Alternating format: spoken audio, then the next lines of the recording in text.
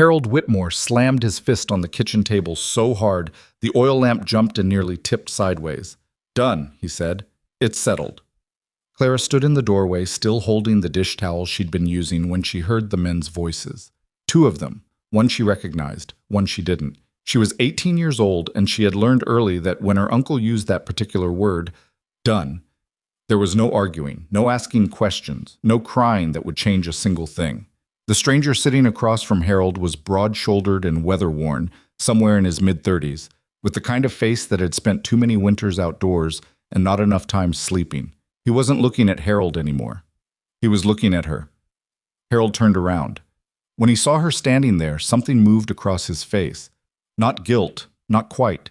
Something closer to the expression a man gets when he's done a thing he knew was wrong before he did it. "This is Cole Brennan," Harold said. "He's a rancher, out of Wyoming territory." Clara looked at the stranger, then back at her uncle. "He's taking you with him," Harold said. "Week from now. It's already arranged." If you've ever felt like the ground opened up beneath your feet without any warning, like one ordinary moment cracked apart and swallowed everything you thought was real, then you already know what Clara Whitmore felt standing in that doorway with a damp dish towel in her hands. What would you do if the only family you had left sold you to a stranger? This story will tear your heart out before it puts it back together, and I promise you, you won't want to look away.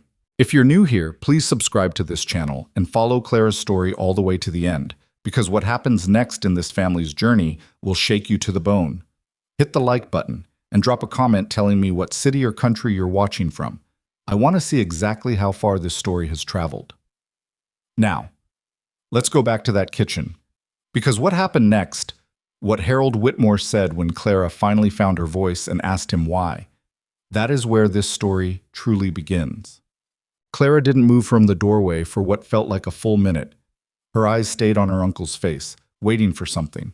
A flicker of regret, a sign that this was some kind of terrible joke, the kind of grim humor Harold occasionally produced when he'd had too much to drink. But Harold wasn't looking at her anymore. He'd already turned back toward the table, already reaching for the glass of whiskey sitting near his elbow. "Uncle Harold." Her voice came out smaller than she intended. "Don't start," he said. "I haven't started anything. I'm asking you a question." Harold set down his glass. "Brennan here lost his wife 8 months ago. He's got 3 children and a ranch that's falling apart. He needs help. You need a place."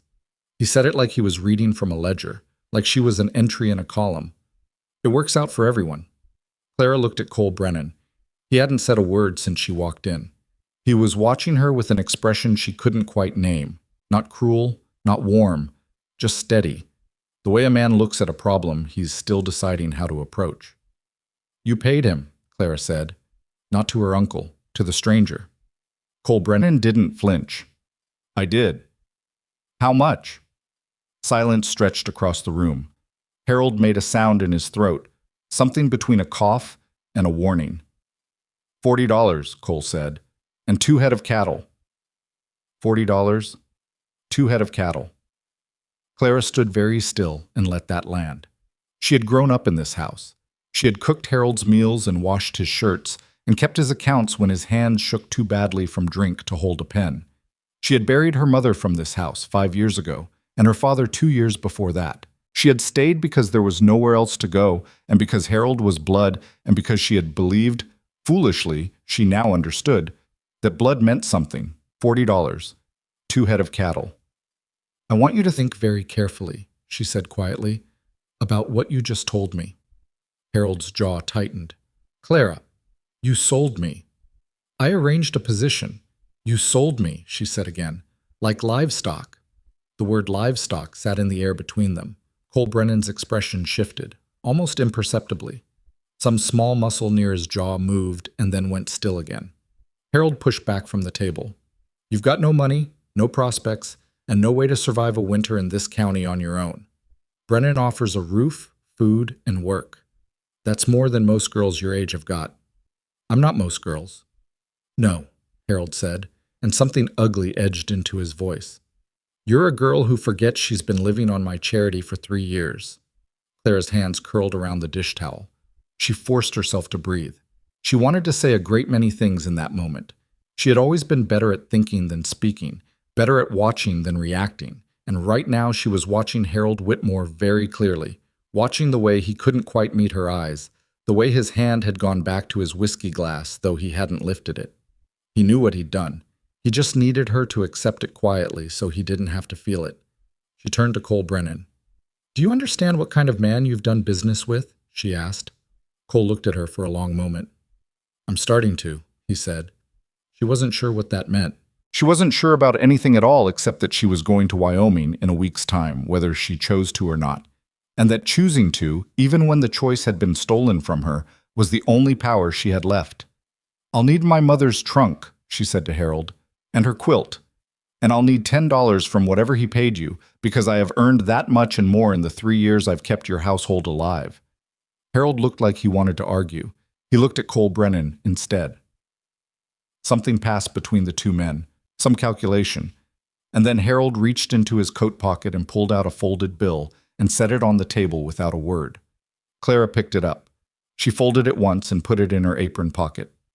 "Thank you," she said, and her voice was perfectly level. "Supper will be ready in an hour, Mr. Brennan, if you're staying."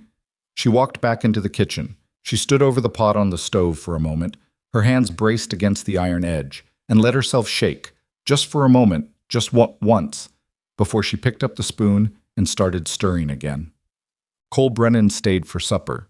He ate quietly, answered Harold's questions about his ranch in short, practical sentences, and watched Clara move through the kitchen with an expression she couldn't read and didn't try to. She learned the basic facts of him over the course of that meal, the way you learn the shape of unfamiliar terrain, by the shadows it casts rather than by seeing it directly. His ranch was 3 days' ride northwest of Laramie.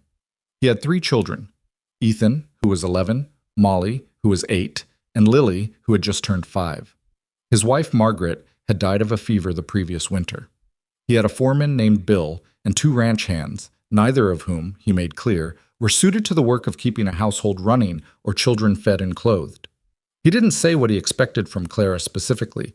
He used words like help and manage the household and see to the children, and each time Harold tried to interject something about Clara's domestic skills, as though he were advertising an asset, Cole cut him off with a single short syllable and moved on. After supper, Cole thanked Harold, put on his coat, and paused at the door. "I'll be back Friday morning," he said. "We leave at first light." He looked at Clara once, briefly. "I'm sorry about the circumstances," he said. It didn't sound like an apology exactly. It sounded like a man stating a fact he'd already made peace with. Clara met his eyes. "So am I," she said. He nodded and went out into the dark. Awesome. The week passed in a strange, suspended quiet. Harold didn't speak much. Clara packed her mother's trunk, sorted through the few things that were hers by right, and tried to prepare herself for a life she could not yet picture. On Thursday evening, she walked out to the small plot of ground behind the house where her parents were buried. The markers were simple, 2 wooden crosses, weathered soft by years of Missouri winters.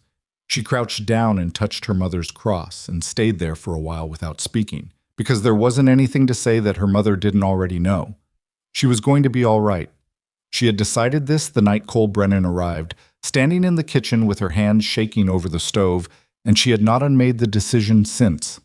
Whatever Wyoming was, whatever this ranch, and this man, and these children turned out to be, she was going to meet it with her eyes open. She had survived this house. She had survived Harold and his silences and his drinking and the particular cruelty of someone who doesn't hate you but simply doesn't value you. She could survive a frontier. What she didn't know, what she had no way of knowing yet, was that surviving was only the beginning of what would be asked of her. Cole arrived Friday before dawn, as promised. He had a wagon, 2 horses, and almost nothing to say. Clara loaded her trunk herself, refused Harold's half-hearted offer of help, and climbed up onto the wagon seat without looking back at the house. Harold stood on the porch. He raised one hand in something that might have been a farewell gesture. Clara looked forward. Cole clicked the horses into motion, and they moved out onto the frozen road, and the house behind her disappeared into the gray morning light. For the first several hours, they rode in silence. Not uncomfortable silence, exactly. More like 2 people taking each other's measure from a careful distance. The road wound through flat country first, then slowly began to rise. And by midday, the sky had turned the particular shade of white-gray that Clara had learned to associate with incoming weather. "How bad do winters get?" she asked, the first thing she'd said since they left. Cole glanced at her sideways. "Bad. How bad is bad?" "Some years you lose cattle to the cold. Some years you lose more than that." A pause. "Last winter was the worst I'd seen in 12 years. He said it flatly, but she heard what was underneath it. Last winter was when Margaret had died. "I'm sorry," she said. "About your wife." He didn't answer right away. "Thank you," he said finally, and moved on. They stopped at a way station the first night, a low-built structure that served as both tavern and traveler's rest. Cole paid for separate rooms without being asked. Clara noted this and said nothing. She lay in the narrow bunk and listened to the wind pressing against the walls and thought about Ethan, 11 years old and already fatherless in the way that children who've lost one parent to grief sometimes are. She thought about Molly at 8, about Lily at 5, who may or may not remember her mother clearly by now. She thought about arriving, about walking through the door of a house that had belonged to another woman, where 3 children would look at her and know exactly what she was and was not. She didn't sleep much. On the second day, the country changed. The flat Missouri-adjacent land gave way to something bigger, more severe. The mountains appeared on the horizon in the middle of the afternoon, white-capped and enormous, so large they seemed to belong to a different scale than everything Clara had grown up knowing. She had seen pictures. Pictures had not prepared her. "How far?" she asked. "Tomorrow afternoon," Cole said. She kept her eyes on the mountains. That evening, camped beside a creek that was frozen along both edges but still running dark water through the center, Cole made coffee and handed her a tin cup without being asked. They sat across from each other by the fire, and for the first time he seemed to look at her directly, rather than sideways. "I want to be clear about something," he said. "All right. I'm not—" What Harold implied. He stopped, reformulated. "I'm not looking for a wife. I had a wife. What I need is someone to help me keep 3 children from falling apart." He wrapped both hands around his own cup. "I thought you should know that before we get there." Clara looked at the fire.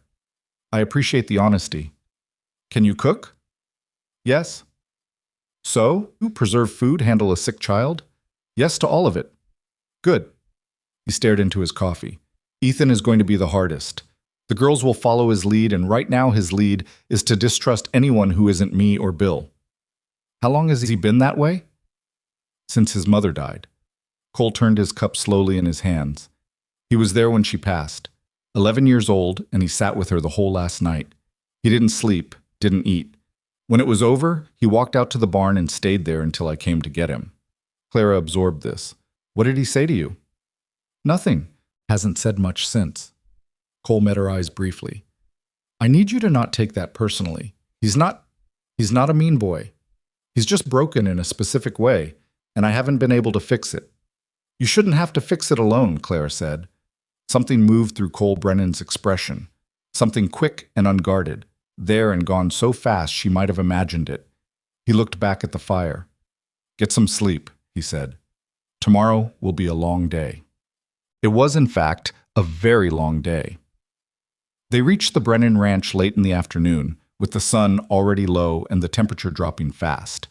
Clara's first impression was of scale. The land stretched in every direction farther than she could comfortably look, and the mountains behind the property were no longer horizon line abstractions, but enormous, real, immediate things.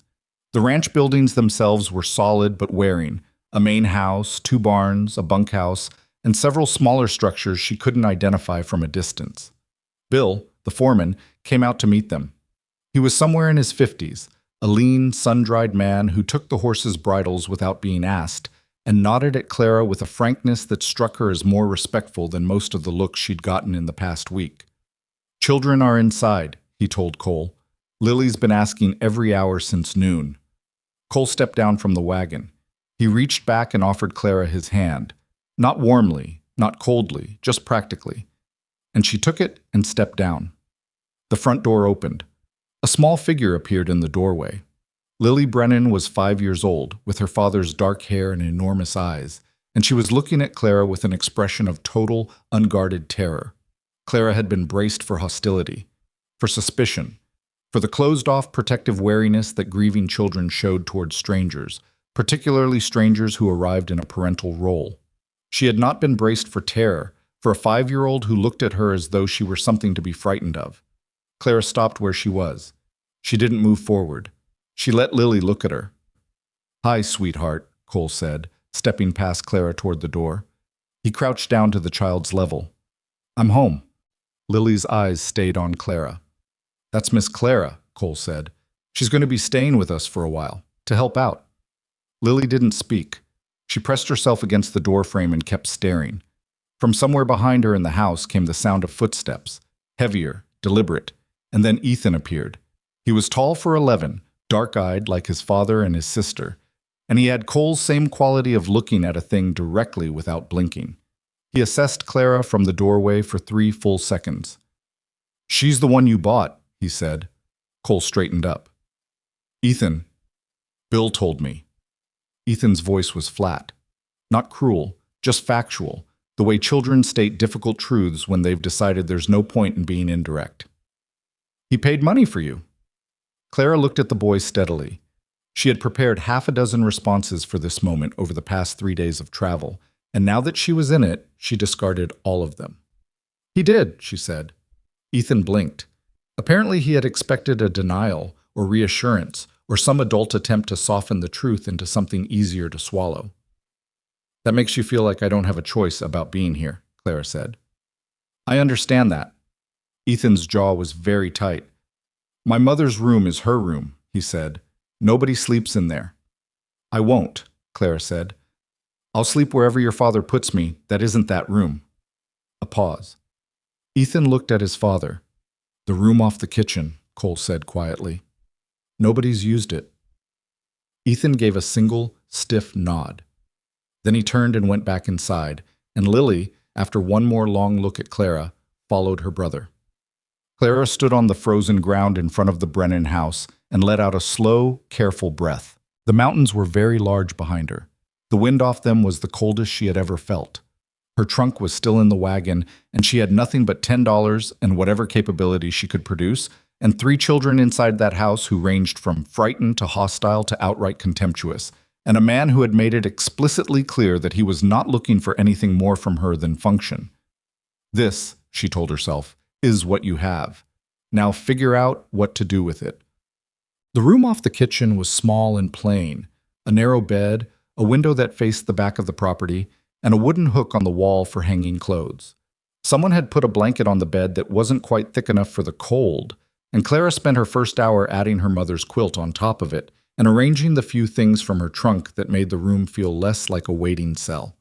From the kitchen, she could hear the sounds of Molly, the middle child 8 years old who she hadn't properly met yet, moving around. Footsteps, the clink of something ceramic, low murmuring to herself or to Lily, who appeared to trail after her sister like a small, anxious shadow. Cole was outside. Clara could hear him and Bill talking near the barn, their voices a low, indistinct murmur under the wind.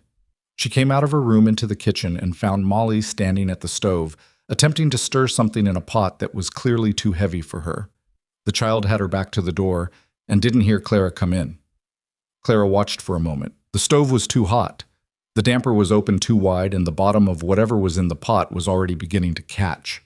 Molly was stirring furiously, her arms working hard against the weight of the cast-iron pot, her shoulder blades tense under her dress. "May I help?" Clara said. Molly spun around. The spoon hit the edge of the pot and clattered sideways. Molly grabbed for it and missed, and the spoon went on the floor. Both of them looked at it. Molly's face had gone carefully blank, the face children wear when they're deciding whether to be afraid or angry and haven't settled on one yet. Clara crossed the kitchen, picked up the spoon, and went to the basin to rinse it. Then she went to the stove and adjusted the damper. The sound of the fire inside changed immediately. Lower, steadier. "What's in the pot?" Clara asked. Molly said nothing. "I'm not criticizing. I'm asking because it smells like it might be bean soup, and I'd like to know what you've already put in so I don't add something twice." A pause. "It's not soup," Molly said stiffly. "It's porridge." Clara looked into the pot. The bottom was definitely scorching. She moved it half off the heat and stirred carefully from the edges in. "Your damper was open too wide," she said. "This stove runs hot." Silence. "You've been cooking for how long?" Clara asked. Molly's jaw set. "Since November." Since November. That was roughly 2 months after Margaret died, an 8-year-old keeping a household fed. Clara kept her voice level. "You've done well then." Molly stared at her with open suspicion, as though she'd been offered something that probably had a catch. "I'm not being kind," Clara said. "I mean it practically. You haven't burned the house down and your family is alive and fed. That's not nothing, at your age." Something shifted in Molly's expression. Not warmth, not yet, but a slight reduction in the defensive tension around her eyes. "Papa said you're going to cook now," Molly said. "I'm going to help," Clara said. "This is your kitchen." Molly seemed uncertain what to do with that. She looked at the pot. "It always sticks on this stove," she said finally. "I've tried everything." "Cast iron that size needs lower heat and more time," Clara said. "And you need to stir from the very bottom. Here." She handed the spoon back to Molly and moved aside. "Like this." Deep strokes, all the way down. Molly took the spoon and tried it. The resistance from the bottom of the pot was obvious on her face. "There," Clara said. "Keep doing that and it won't stick." Molly stirred. The sound changed, smoother, less catching. From the doorway, a small voice said, "Is it ready?" Clara turned. Lily had appeared in the kitchen entrance, round-eyed and cautious, her arms around herself against the cold. "Not yet," Molly said. Then, after a pause, "Come in if you're cold. Close the door." Lily came in.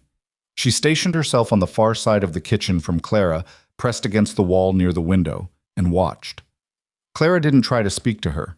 She found a second pot, checked what provisions were available, and started quietly making the kind of simple additions to the porridge that would make it more substantial. A little salt, some dried apples she found in a covered crock, a piece of hard cheese she grated and let melt in. By the time Cole and Ethan came in from the cold, there was a meal on the table that was better than what would have been there otherwise, and Clara had not once told any of the children what to do or tried to rearrange the kitchen or comment on how things had been done before she arrived. She sat at the far end of the table and ate and didn't speak unless spoken to. Ethan didn't speak to her. Lily watched her over the rim of her bowl with those enormous, careful eyes. Molly, just once, glanced at her sideways and then quickly looked away. Cole across the table said, "The porridge is better than usual." He wasn't looking at Clara when he said it. He was looking at Molly. Molly looked at her bowl. "Miss Clara showed me something about the stove," she said, very quietly, very carefully neutral. Cole nodded once and said nothing more. Clara stared at her own supper and let the sound of wind pressing against the windows fill the silence between them all. That night, alone in the small room off the kitchen, she took out her mother's quilt and held it in her lap for a while in the dark. The ranch made sounds at night that her uncle's house had never made. The deep groan of timber in the cold, the particular howl that wind develops in open country, the distant sounds of animals in the barn.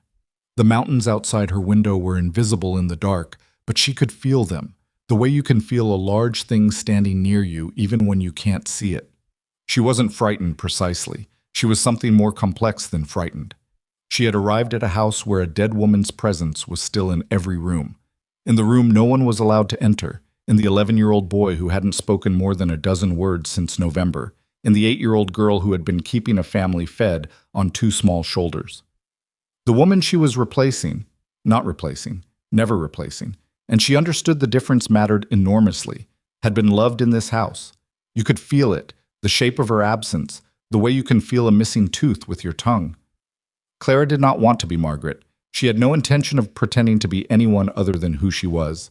A girl from Missouri with $10 and a dead mother's quilt and a stubborn, possibly foolish belief that she could make something out of whatever circumstances she'd been handed. She just needed the children to let her try.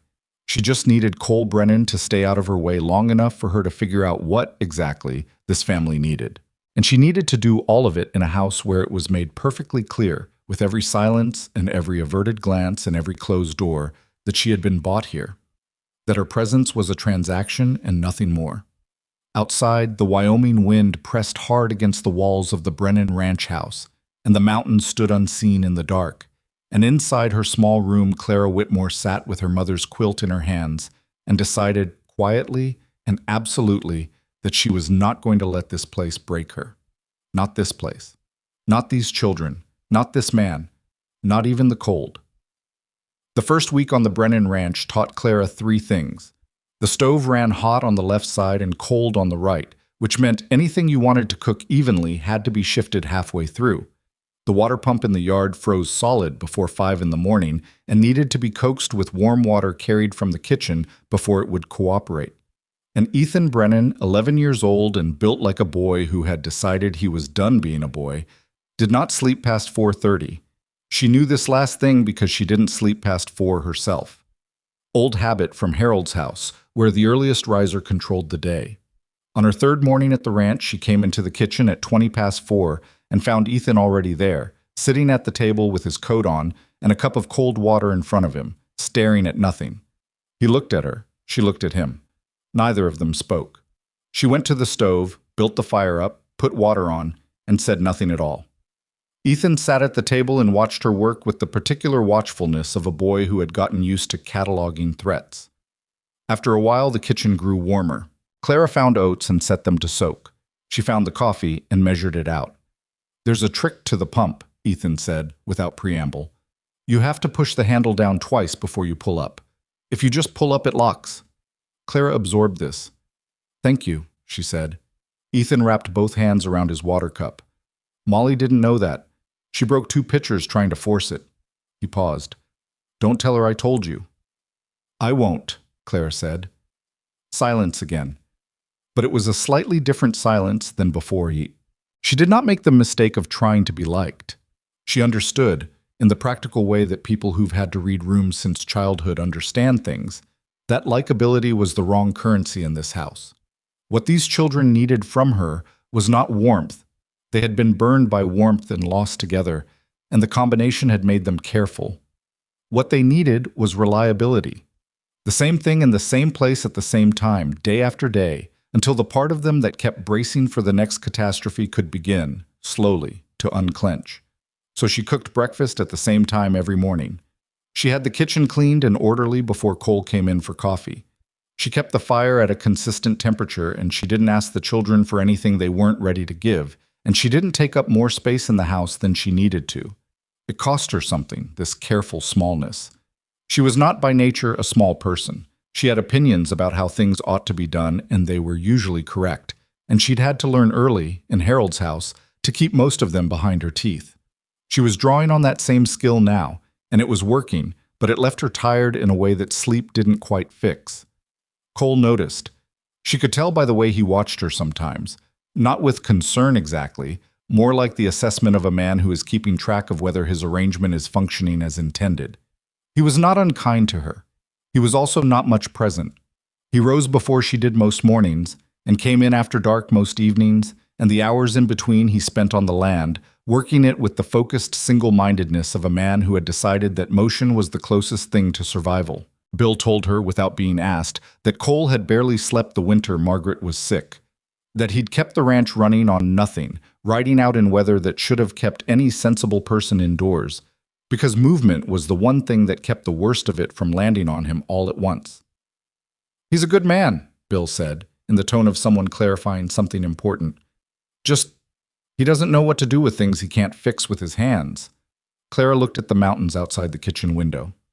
"I've met that kind before," she said. The notes appeared on a Wednesday, 3 weeks after she arrived.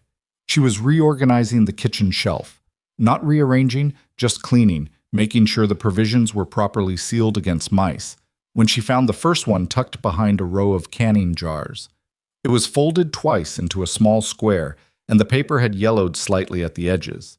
She almost put it back without opening it. It wasn't hers. Then she saw the handwriting on the outside. Not a name, just a word. Whoever. She opened it. "The oat crock needs to be kept on the right side of the shelf, away from the stove heat, or it goes rancid by February. The girls like cinnamon in their porridge, but Ethan won't eat it with cinnamon. He'll eat it if you put a little maple in instead. Cole takes his coffee black, but he'll drink it with cream if you don't give him the choice, and he won't mention it either way." Small things matter in this house. I hope you know that already. Clara stood with the note in her hands for a long time. Margaret Brennan. It had to be. The handwriting was clear and unhurried, the handwriting of a woman who had been organized and practical and who had known, apparently, that someone would come after her, that someone would stand in this kitchen and need to know these things.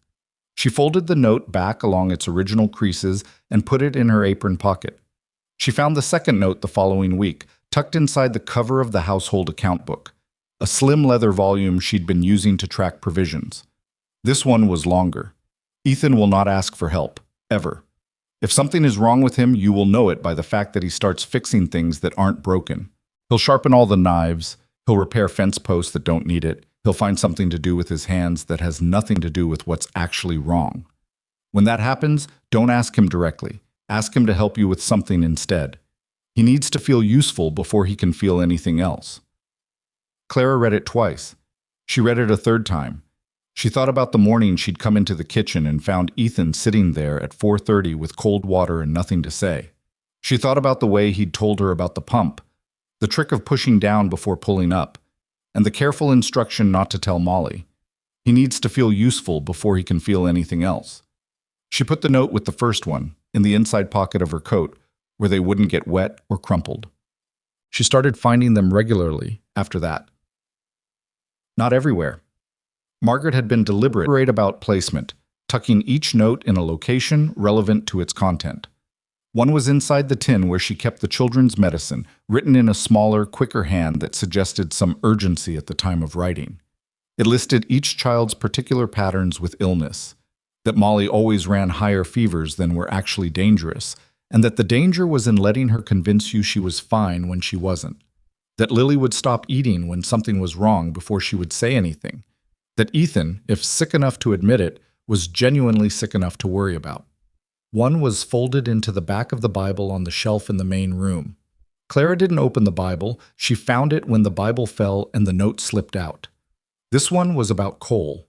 It was the most personal of any of them. He'll try to carry everything himself. He's been doing it since before I knew him. It isn't stubbornness exactly. It's that he genuinely doesn't know how to let anyone else take weight off him because no one taught him it was possible. Don't fight him on it. If you try to take something from him directly, he'll pull away. Set things down near him instead, close enough for him to reach, and let him come to it. He will. It just takes longer than you'd expect from a man who makes decisions quickly about everything else. Clara sat with this note for a long time. She was sitting in the kitchen, in the chair nearest the stove, and outside the window the Wyoming afternoon was going dark fast the way it did in deep winter, the sky pressing down gray and heavy. She had come to this house as something bought. She had fully understood herself in those terms for the first several weeks. A transaction, a function, a body doing the work that needed doing in exchange for food and shelter and the simple mercy of not being Harold Whitmore's burden anymore. Margaret Brennan's notes were changing that understanding into something she didn't yet have clean words for. This woman had known someone would come, had thought about what that person would need to know, had taken the time, during what must have been the worst period of her life, to write it down, tuck it away, give it freely to a stranger who would not arrive until after she was gone. What kind of woman did that? What kind of love for a family moved you to protect them even from death, even across the distance between living and not? Clara folded the note carefully and held it in both hands and sat in the warming kitchen and felt something crack open in her chest that she hadn't known was sealed shut. She didn't tell Cole about the notes. Not yet. She wasn't sure how to, and she wasn't sure it was her place, and mostly she was still figuring out what they meant for how she moved through this house and these 4 people. What she did was use them. Quietly, carefully, the way you use a map that someone left for you. Not calling attention to the map itself, just moving more accurately because of it. When Ethan spent an entire Saturday afternoon rehanging a barn door that had been hanging fine, Clara went out with a broken harness buckle and asked him if he knew how to fix it. He did. He fixed it without speaking and then fixed 2 others she hadn't asked about, and by the time they came back inside, there was something slightly less rigid in the set of his shoulders. When Lily stopped eating for 2 days in the second week of February, Clara noticed before anyone else did. She didn't make a production of it. She made the things Lily liked, soft things, warm things, nothing that required much effort to eat. And she put them where Lily could reach them, and she sat nearby and read aloud from the one storybook in the house without being asked or expecting anything in return. By the third day, Lily ate her whole supper. Cole looked at the empty bowl, then at Clara. She met his eyes briefly and looked away. He didn't say anything, but she noticed that the next morning he'd restacked the firewood against the house wall so it was closer to the kitchen door and she'd have less distance to carry it in the cold. Small things. Margaret had been right about small things. Molly was the one who changed first, and in the way that 8-year-old girls change, suddenly, completely, then immediate denial of having changed at all. It happened over a dress. One of Molly's winter dresses had a tear in the side seam that had been getting worse for weeks, and Clara had been waiting for a signal that it was all right to mention it. One morning, she came into the kitchen and found Molly trying to fix it herself, sitting on a kitchen chair with a needle and thread that was the wrong weight for the fabric, pulling the seam together with more determination than technique. Clara watched from the doorway. "The thread's too thin," she said. "It'll hold for a day and then pull through again." Molly looked up. Her expression cycled through about 4 things in 3 seconds: irritation, consideration, pride, practicality. "Do you have the right thread?" Molly asked. "In my room. Do you want me to get it?" Molly looked at the dress. Then she looked at the seam. "Yes," she said. Clara got the thread. She sat down across from Molly and showed her how to reinforce a seam that had already torn, not just closing it, but locking it at both ends so it wouldn't pull out again. Molly was sharp. She watched once, asked one question, and then did it herself with a steadiness of hand that Clara hadn't expected. "Who taught you to sew?" Clara asked. "My mother." Molly bit the thread off cleanly, the way someone had taught her to. She smoothed the seam with her thumb. "She was teaching me quilting too. We were doing a pattern." She stopped. The kitchen was quiet. "She hadn't finished showing me the corner method," Molly said. Her voice was careful and flat. "I don't know how to do the corners." Clara looked at the dress in Molly's hands. "I know one way," she said. "It might not be the same as your mother's way." Molly looked up. "But if you want to learn it," Clara said, "I can show you. And then when you have enough blocks, you'll have a quilt." Molly considered this with the gravity of a girl who understood exactly what was being offered and was deciding whether the offer was trustworthy. "Not today," she said finally. "Whenever you want," Clara said. "The offer doesn't expire." Molly folded the mended dress with a neatness that was entirely her own. She got up from the chair, went to her room, and Clara heard the door close softly behind her. Not a slamming door, soft. Clara sat in the empty kitchen and counted that as something real. Yeah. The trouble with Ethan came to a head in the last week of February, and it came in the form of a lie, which was something Clara had not expected from him. She had come to understand Ethan as a boy who stated hard truths directly. "She's the one you bought. Straight out, no flinching." So when she found out he'd been slipping his supper to the barn dogs, for how long she wasn't sure, but long enough that he'd grown visibly thinner across the face and she could see it in his coat, she was surprised that he'd chosen concealment over confrontation. She brought it to Cole in the evening after the children were in bed. This was the first time she'd come to him with something that wasn't a domestic matter, and she could see him register that. They sat at the kitchen table. She told him what she'd observed, quietly and without embellishment. Cole rubbed his face with both hands. He looked exhausted in a way that wasn't just tiredness, the exhaustion of someone who had been keeping vigil for too long. "How long?" he said. "At least 2 weeks, I think, maybe more." Cole was quiet for a moment. "He used to eat everything in sight, before." He didn't say before what. "Margaret used to say she couldn't keep food in the house with him around." Clara didn't answer. She waited. "I don't know how to talk to him about it," Cole said. It came out like a confession, a private thing admitted to the air more than to her. "I say the wrong things." He shuts down. "I try again." He goes further.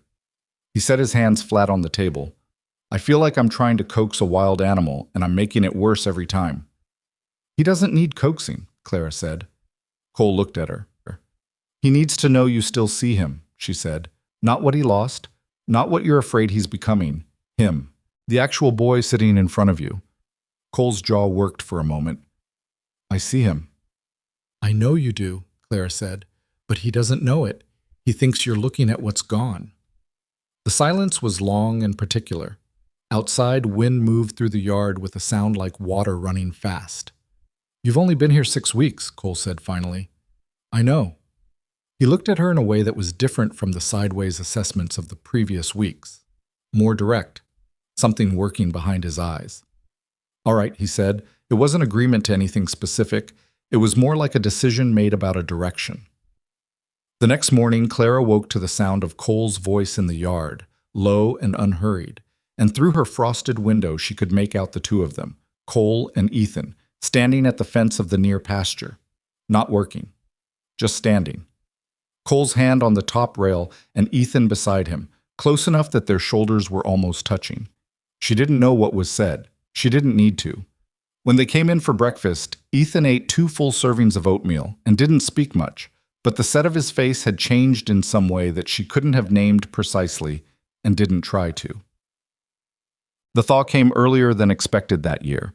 Not warmth exactly, just a slight releasing of the cold's grip, the way winter sometimes loosens its hold for a week in late February before clamping back down. The snow in the yard turned soft on top while staying frozen underneath, and the children went outside after weeks of being largely trapped indoors. Clara watched from the kitchen window as Lily ran figure 8s in the yard with an abandon that 5-year-olds are capable of and no one else is, arms out, coat flying open, head tipped back. Molly followed at a more dignified pace that was still, despite itself, a form of joy. Ethan threw a stick for the barn dogs, throwing it harder than was necessary, the way boys release contained energy. And the dogs went after it with the wholehearted stupidity that dogs bring to sticks, and Ethan almost smiled. Almost. Clara turned back to the bread she was making and let herself have that small private thing, the satisfaction of a house that was slightly more alive today than it had been 6 weeks ago. Not because of her, not entirely. The children had done most of it themselves, the way grieving people eventually do. They had found their own ways toward living again. She had just tried very hard not to be in the way. The kitchen smelled like bread and coffee and wood smoke. Outside, she could hear Lily laughing at the dogs. Then the kitchen door opened and Lily burst in, and her face was wrong. Not the face of a child who has hurt herself. Something different. Something white and strange. "Miss Clara," Lily said. Her voice had no air in it. Clara turned from the bread. "What's wrong?" Lily swayed. It was a very slight movement, a tree in a light wind. And then her knees simply stopped working and she went down, and Clara crossed the kitchen in 3 steps and caught her before she hit the floor, and the child's skin under Clara's hand was so hot it felt wrong, felt like touching a pan that had been too close to the flame, and Clara's heart dropped straight through the floor of her chest. "Ethan!" she called, sharp and loud, loud enough to carry to the yard. She gathered Lily up and got her to the settee in the main room, and Lily's eyes were half open and glassy, and her breathing had that shallow, papery quality that Clara recognized from the winter her mother had been sick with fever, and she had been 13 years old and completely alone with it. Ethan came through the door, then Molly. They saw their sister on the settee, and both of them went very still in the particular way children go still when they've already lost someone. "Ethan," Clara said, keeping her voice level, "ride to get your father, now." Ethan didn't argue, didn't hesitate. He was out the door before she finished the sentence. Molly came to Clara's side. Her face was white and completely controlled. "How bad?" Molly asked. Clara looked at Lily's flushed face, felt the heat radiating off her, watched the shallow rise and fall of her small chest. She pressed the back of her hand to Lily's forehead again, and then her neck, and then the soft place inside her wrist. "I don't know yet," Clara said. "Get me every blanket in the house, and then put water on to boil." Molly went. Clara knelt beside Lily on the settee and brushed the damp hair from the child's forehead, and something in her chest went very quiet and very certain, the way it does when you understand that the next hours are going to require everything you have, and that falling apart is simply not one of the available options. "Stay with me, sweetheart," she said quietly. "I'm right here." Lily's eyes drifted toward her voice. The smallest possible recognition moved across her face. Outside, she heard the sound of a horse being ridden fast toward the house, and the Brennan Ranch, which had just begun to breathe again, held itself very still and waited to see what came next. Cole came through the door at a run, which was the first time Clara had seen him move that way. He crossed the main room in 4 strides and dropped to his knees beside the settee and put his hand on Lily's face, and the sound he made, low, involuntary, barely audible, was the sound of a man who had already lost one person in this house and was not prepared to survive losing another. "How long has she been like this?" he said. "She collapsed maybe 20 minutes ago. The fever was already high when I felt her. She'd been outside. I didn't see it coming." Clara kept her voice steady. "Molly has water boiling. I need you to tell me if there's a doctor within reach." "Doc Harlan, 30 miles. Can you get him here by morning?" Cole looked at her. Then he looked at Lily. Then he stood up. "Bill," he said, already moving toward the door. "I need Bill to ride." He was back outside before the door had finished swinging. Clara heard him shouting across the yard, heard Bill's answering call from the direction of the barn, and then she stopped listening to what was happening outside and turned her full attention back to the child on the settee, because that was where she was needed, and everything outside that room was Cole's problem to solve. Molly appeared in the doorway with a bowl of hot water and a cloth, moving with the careful deliberateness of a girl who is frightened and has decided to be useful instead. Clara took the bowl from her without comment and began cooling Lily's face and neck and the insides of her wrists, working methodically, watching the child's breathing. "Is it the same fever?" Molly asked. She was standing very close, her arms pressed against her sides. "As Mama's?"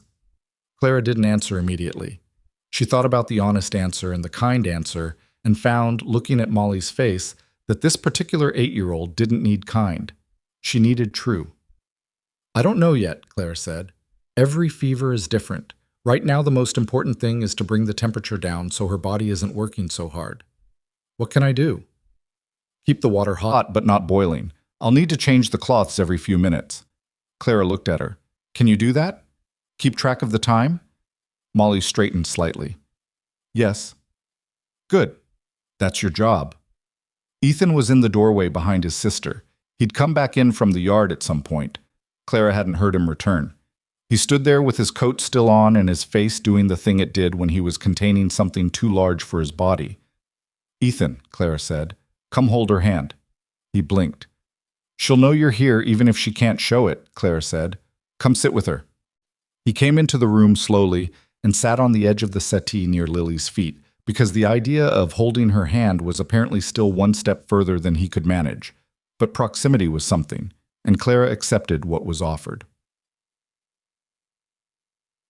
The fever peaked in the middle of the night. Clara had known it would, had known the first several hours were about management, about holding the line, about not letting the fever climb into the range where the body starts damaging itself. She had sat through enough sick nights in her life, first with her mother, then alone during a bad winter at Harold's when she'd had influenza and there'd been no one to help her, to know that fevers had their own rhythm. They built, and they crested, and then they came down, or they didn't. This one built fast. By 10 in the evening, Lily was no longer drifting in and out, but fully insensible, her small body generating heat with a terrible mechanical relentlessness.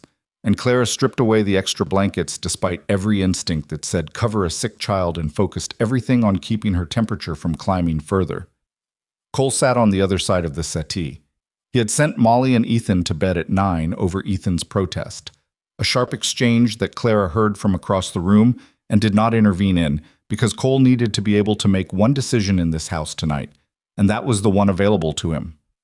After the children were in their rooms, Cole sat and watched his youngest daughter with an expression that Clara had to stop herself from looking at too directly. It was the face of a man in the process of being undone, and he was holding it together by the thinnest thread, and she understood instinctively that if she acknowledged what she was seeing, he would flinch away from it. She changed the cooling cloth. She checked Lily's pulse at her wrist. Fast, too fast, but steady. "Talk to her," Clara said. Cole looked up. "It helps." The sound of a familiar voice. She kept her eyes on Lily. "She won't remember it, but some part of her knows." Silence. "I don't—" Cole stopped. He tried again. "I don't know what to say." "Anything," Clara said. "What she did last week. What the dogs did in the yard today. It doesn't have to be important. It just has to be your voice." Cole was quiet for a moment. Then, in a voice pitched low enough that it seemed almost like something private he was allowing her to overhear, he started talking. He talked about a morning 2 weeks ago when Lily had tried to teach the older barn dog to sit and had ended up sitting down herself in the snow in frustration, and the dog had sat down beside her, satisfied. He talked about the way she pronounced cinnamon, she dropped the second syllable entirely, had since she learned the word, and they'd never corrected it because none of them could stand to. He talked about a summer morning from before, when Margaret had been alive, when Lily had been 3 and had gotten into the flour and covered herself and the kitchen floor and the cat, somehow, all in the space of 10 minutes. His voice was very even while he told these things.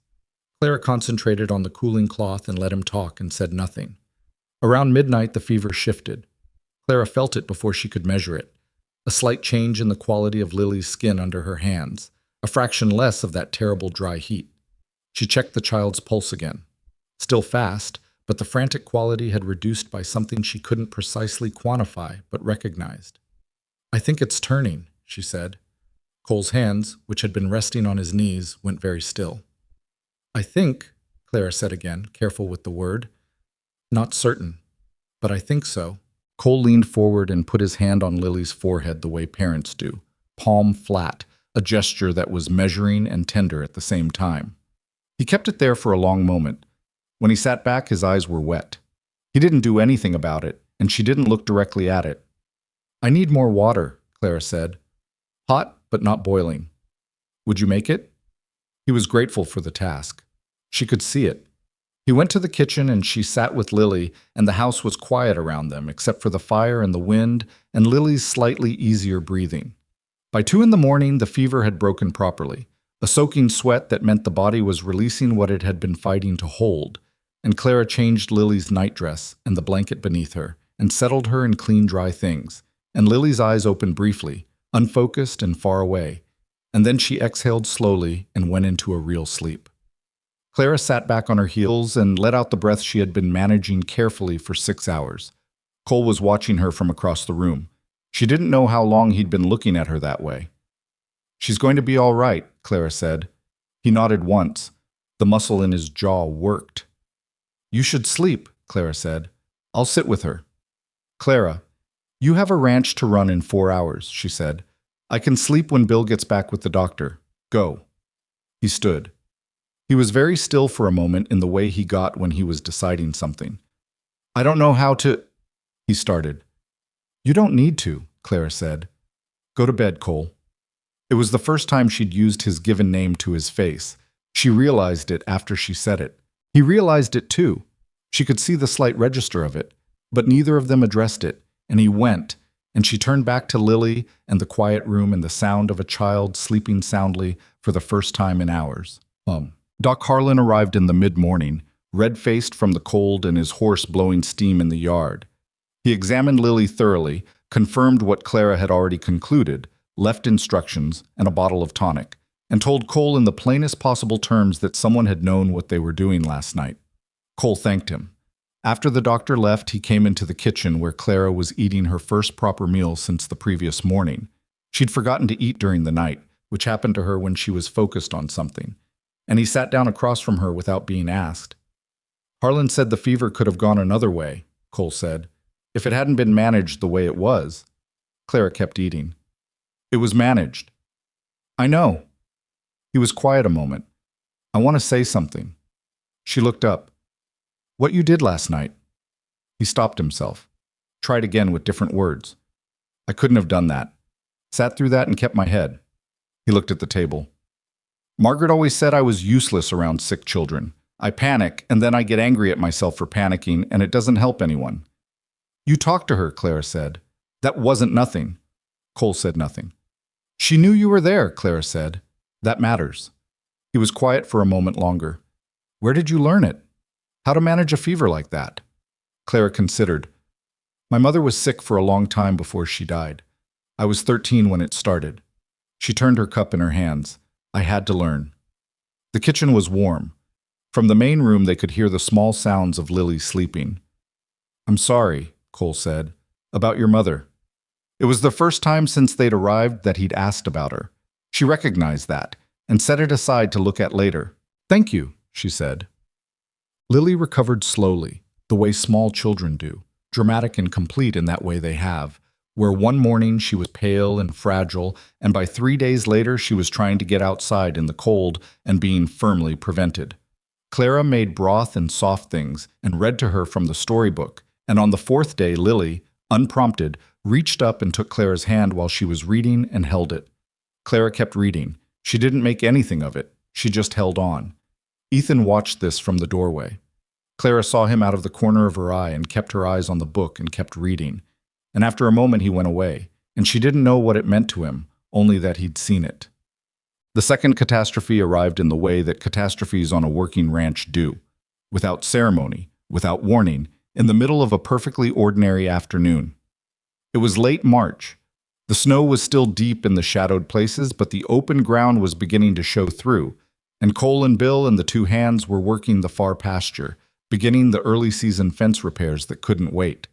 Clara was in the kitchen. Molly was in her room. Lily, now fully recovered and apparently incapable of stillness, was somewhere outside in the yard. Ethan had gone to the south pasture. He shouldn't have. Cole had said clearly that the south pasture was off limits this time of year because the herd of wild mustangs that ranged through the territory sometimes came through that cut in the hills during the melt, following the snow line down. Clara hadn't been part of that conversation. She'd overheard it, but she'd understood the warning in Cole's voice when he said it. Ethan was 11, and he was feeling better than he had in months, and he went anyway. She was at the kitchen window when she saw the movement, far off, south pasture direction, something wrong in the quality of the motion, a disturbance in the open ground that resolved itself as she leaned closer to the glass, into the sight of horses. Many of them. Moving fast. She didn't fully understand what she was seeing for 2 or 3 seconds. Then she did. She was out the door before she'd consciously decided to move.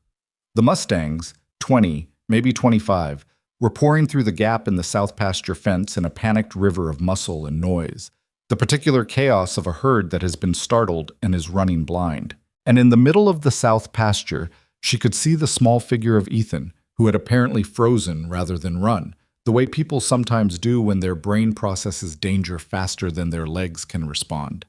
"Ethan!" she screamed. The word tore out of her throat. He heard her. She saw him move. And the movement was wrong, too late, in the wrong direction. And then the leading edge of the herd was on him, and she watched him go down, and her heart stopped and she ran. She ran the way she hadn't run since she was a child, the kind of running that uses everything, the kind that doesn't save anything for the way back. Behind her she heard Molly calling from the house, heard the distant sound of Bill's voice from somewhere. Heard nothing after that because the blood in her ears was too loud. The mustangs had passed by the time she reached Ethan. They'd pushed through the pasture and were already moving away down the cut, the sound of them fading. The pasture was torn up, the mud churned to chaos where the herd had passed. Ethan was on the ground. He was conscious. That was the first thing she clocked, the thing her whole body oriented toward. He was conscious. His eyes were open. He was trying to push himself up and couldn't. "Don't move," she said. She dropped to her knees beside him in the mud. "Stay still, Ethan. Look at me." He looked at her. His face was white and smeared with dirt, and his eyes were wrong. Too bright, too large. The eyes of a boy in serious pain who is trying very hard not to show it. "What hurts?" she said. "My arm," he said. His voice was remarkably steady for someone on the ground. "And my side." "Which side?" "Left." She looked at his left arm without touching it yet. The angle wasn't right. She had seen enough to know what she was looking at, and the knowledge sat in her chest cold and certain. "I need to check your ribs," she said. "I'm going to put my hand on your left side, very gently. Tell me where it hurts worst." She pressed carefully, working from below the armpit down, and Ethan's breath went sharp and caught at the third and fourth ribs from the top. "There?" she said. "Yeah," he managed. She sat back on her heels and looked at his arm again, and then at his face, and she made herself think clearly and quickly because she could hear Molly coming across the pasture behind her, and she needed to have a plan before Molly got close enough to see Ethan's face fully and panic. "Ethan," she said, "I'm going to tell you the truth because I think you'd rather have it." His jaw was very tight. "Okay. Your arm is broken. I think your ribs are cracked, at least 2 of them. We need to get you to the house, and we need to splint the arm and wrap your side, and we need to get your father." She held his eyes. "It's going to hurt to move. I won't pretend it isn't, but you can do it." He stared at her. His throat worked. "Can you?" she said. "Yeah," he said. Came out rough but definite. "Good." She looked back toward the house. Molly had stopped at the pasture fence, which was still standing on this side. The herd had come through a gap further down. Clara held up one hand toward Molly. "We need a board from the barn. A flat one, not too wide. And rope. Can you find that?" Molly, 30 yards away, looked at her brother and then back at Clara. Her face went through several things in rapid succession and then settled into the expression Clara was coming to recognize. The deliberate composure of a girl who had decided the most useful thing she could be was calm. "Yes," Molly called back. "I'll get it." She ran. Clara turned back to Ethan. He was still on the ground, still maintaining that tight, careful stillness that told her his ribs were making every breath an exercise in management. "She did that," Ethan said. "Found stuff like that. When something was wrong." It took Clara a moment to understand who he meant. "Your mother," Clara said. "Yeah." He was quiet for a second. "She didn't fall apart either." Clara looked at him. He was looking at the sky, not avoiding her, just somewhere else for a moment, somewhere in his own head. "She sounds like she was remarkable," Clara said. Ethan said nothing, but the line of his body shifted slightly, some small amount of the rigidity going out of it, and she understood that what she'd said had landed somewhere important. Getting Ethan back to the house took 40 minutes, and was one of the harder things Clara had done in a life that had contained several hard things. She improvised a splint from Molly's board and strips of cloth, stabilized his arm against his body, and they moved him in stages. Stand, pause, breathe, 5 steps, pause, breathe.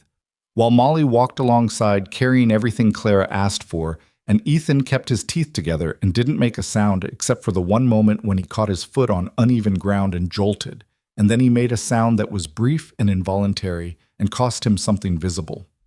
"Almost," Clara said. "Keep going." "I know," he said. She believed him. Bill arrived at the edge of the pasture at some point during the return crossing. She heard him shouting, heard him coming, and called out to him without stopping. He appeared on Ethan's other side, and between the two of them they got the boy the rest of the way to the house without incident. Cole rode in 40 minutes after they'd gotten Ethan settled. He came through the door already knowing something was wrong. Bill must have sent one of the hands out to the far pasture. He took in the scene in the main room in one look. Ethan on the settee that had been Lily's 2 weeks ago, arms splinted and bound, face chalky, Clara on a low stool beside him with a bowl of water and more cloth. Cole crossed the room. He crouched down next to his son. "I'm all right," Ethan said before Cole could speak. Cole put his hand on the boy's head. Not the arm, not the broken thing, just the top of his head, and kept it there for a moment. "South pasture," Cole said. Ethan met his father's eyes. "I know. We'll talk about it when you're better." "I know," Ethan said again. Cole stood. He looked at Clara, at the splint, at the wrapping around Ethan's ribs, at the setup of what she'd needed and what she'd done. "He needs a doctor," Clara said. "The arm needs to be set properly. I've stabilized it, but I can't set a break. And the ribs need to be confirmed. There may be 3 rather than 2. Cole nodded. "I'll go for Harlan myself." "Don't run the horse to death," Clara said. "Ethan is stable. A few more hours won't change the arm." Cole looked at her in a way that she was becoming familiar with. The look that meant he was taking in more than just the surface of what she'd said. He nodded again. Before he went back out the door, he stopped. He turned around and looked at Clara for a moment in the slanting afternoon light coming through the main room window. "Bill said you ran," he said. She looked at him.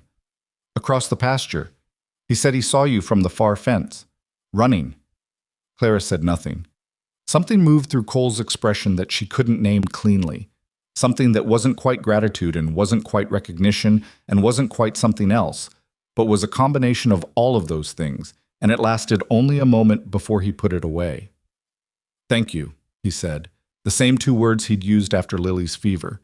But they meant something different now. She could hear it. They were heavier, they carried more weight, and she wasn't sure what that meant yet, but she held it and said nothing. He went. Doc Harlan came and set the arm and confirmed 3 cracked ribs and told Ethan he'd been remarkably lucky, which Ethan received with the stoicism of a boy who was beginning to understand that luck and good management were sometimes related.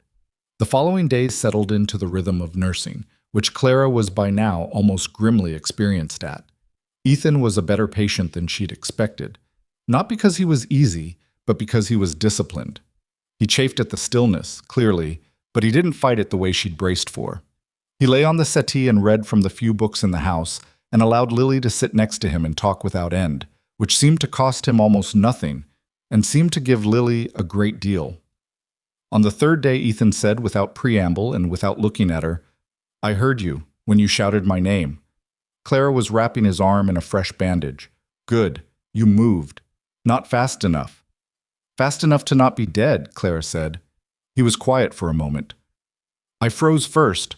For about 2 seconds I just stopped." "That happens." "It's stupid." "It's human," Clara said. 2 seconds is fast. Most people freeze longer." She tied off the bandage. "You moved when it counted." He looked at her for the first time since she'd started speaking. His dark eyes were very direct. 11 years old and already looking at the world with the deliberateness of someone twice his age. "Mama Clara," Lily said from the armchair across the room, where she had been building something from sticks and string and appeared to be only half listening to anything. The room went quiet. Clara had heard it. Ethan had heard it. They both looked at Lily, who was entirely absorbed in her stick construction and apparently hadn't noticed what she'd said. Clara looked at Ethan. His expression was something she couldn't easily catalog. Not hostile, not warm, something more complicated and more private than either. "She's been saying it for a couple days," he said, quietly. "When you're not in the room." He held her gaze for one long moment. "I didn't tell her to stop." Clara turned back to the bandage, straightening an edge that didn't need straightening. "Thank you," she said. She didn't say anything else, and neither did he, and Lily kept building her little structure of sticks across the room without any idea that she had just done something that neither of them would forget. Cole heard it for the first time 4 days later. Lily called it across the kitchen without thinking about it. "Mama Clara, is there more bread?" The way children say things when names have become automatic. When a person has moved from category to person in the way people do when you're 5 and your world is the size of a ranch house, and someone has been reliable enough for long enough. Cole was sitting at the kitchen table. Clara was at the stove. The word landed in the room between them and neither of them moved. Clara kept her eyes on the stove. She cut a piece of bread and handed it down to Lily and said, "Here you go, sweetheart," and Lily took it and went, satisfied.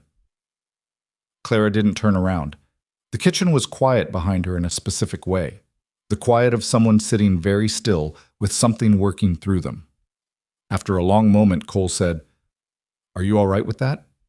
She turned around. I was looking at her with that careful directness he sometimes employed when he thought the thing he was asking might break something. "Yes," she said. He nodded once. He looked at his coffee cup. "She doesn't mean—" he started. "I know what she means," Clara said. "I know what I am and what I'm not." She held his eyes steadily. "I'm not trying to be anything I'm not." Cole looked at her for a moment longer. "I know," he said. And then, lower, "That's the thing." She didn't know what to do with that, and he didn't explain it. And the kitchen went back to its ordinary sounds, and outside the Wyoming spring was beginning to come up through the mud, and the cold was losing, slowly, the grip it had held all winter long. The thing about "That's the Thing" was that it stayed with Clara longer than she expected. She turned it over in her head the way you turn a stone you've found on unfamiliar ground. Not sure what you're looking at, not sure if it matters, unable to put it down entirely. Cole had said it and then moved away from it, the way he moved away from most things that got too close to the interior of him, and she had let him, because pushing Cole Brennan toward anything before he was ready was like pushing a fence post into frozen ground. You could do it, but you'd break something in the process. April came in with mud and fitful sunshine and the particular chaos of a working ranch in spring, calving season, fence repairs, the first real assessment of what the winter had cost them. Cole was outside before dawn most mornings, and some nights she heard him come in well after she'd gone to sleep. The ranch was his in the way that things are yours when they've also nearly destroyed you. bone deep and complicated and not entirely separable from grief. Clara ran the house. She did it the way she'd been doing it since February, with the same deliberate consistency, the same refusal to take up more space than she'd earned. But something had shifted in the architecture of the household. Some load-bearing thing had moved, and she could feel it without being able to point to exactly when it had changed. Ethan's arm healed. The cast came off in mid-April, and he spent 3 days flexing his fingers with the obsessive regularity of a boy, rediscovering a tool he'd been denied, and then he went back to work alongside his father and Bill, as though the South pasture and the Mustangs and the 6 weeks of enforced stillness had simply been something to get through and were now behind him. He didn't bring it up, and neither did Cole, though Clara suspected the conversation that had been deferred during recovery had happened at some point, privately, between father and son, in the way their most important conversations seemed to, outdoors, in motion, not looking directly at each other. What changed with Ethan was subtle, but real. He started telling her things. Not personal things, not yet. Practical things. The things he knew about the ranch that she didn't. He told her which of the hens was laying and which had stopped and wasn't going to start again. He told her the well ran slightly sulfurous in spring and you needed to let the bucket sit before you used the water for cooking. He told her the bay horse near the barn gate was unpredictable and she should always approach from the left. Each piece of information was, in isolation, just a fact. Taken together, they were something else. They were a boy gradually including her in his understanding of the place he loved. She received each one the same way she'd received his pump trick in the dark kitchen in January, directly, without making too much of it, filing it away and using it. Molly, meanwhile, had asked about this quilting. She'd done it indirectly, the way Molly did most things that mattered to her.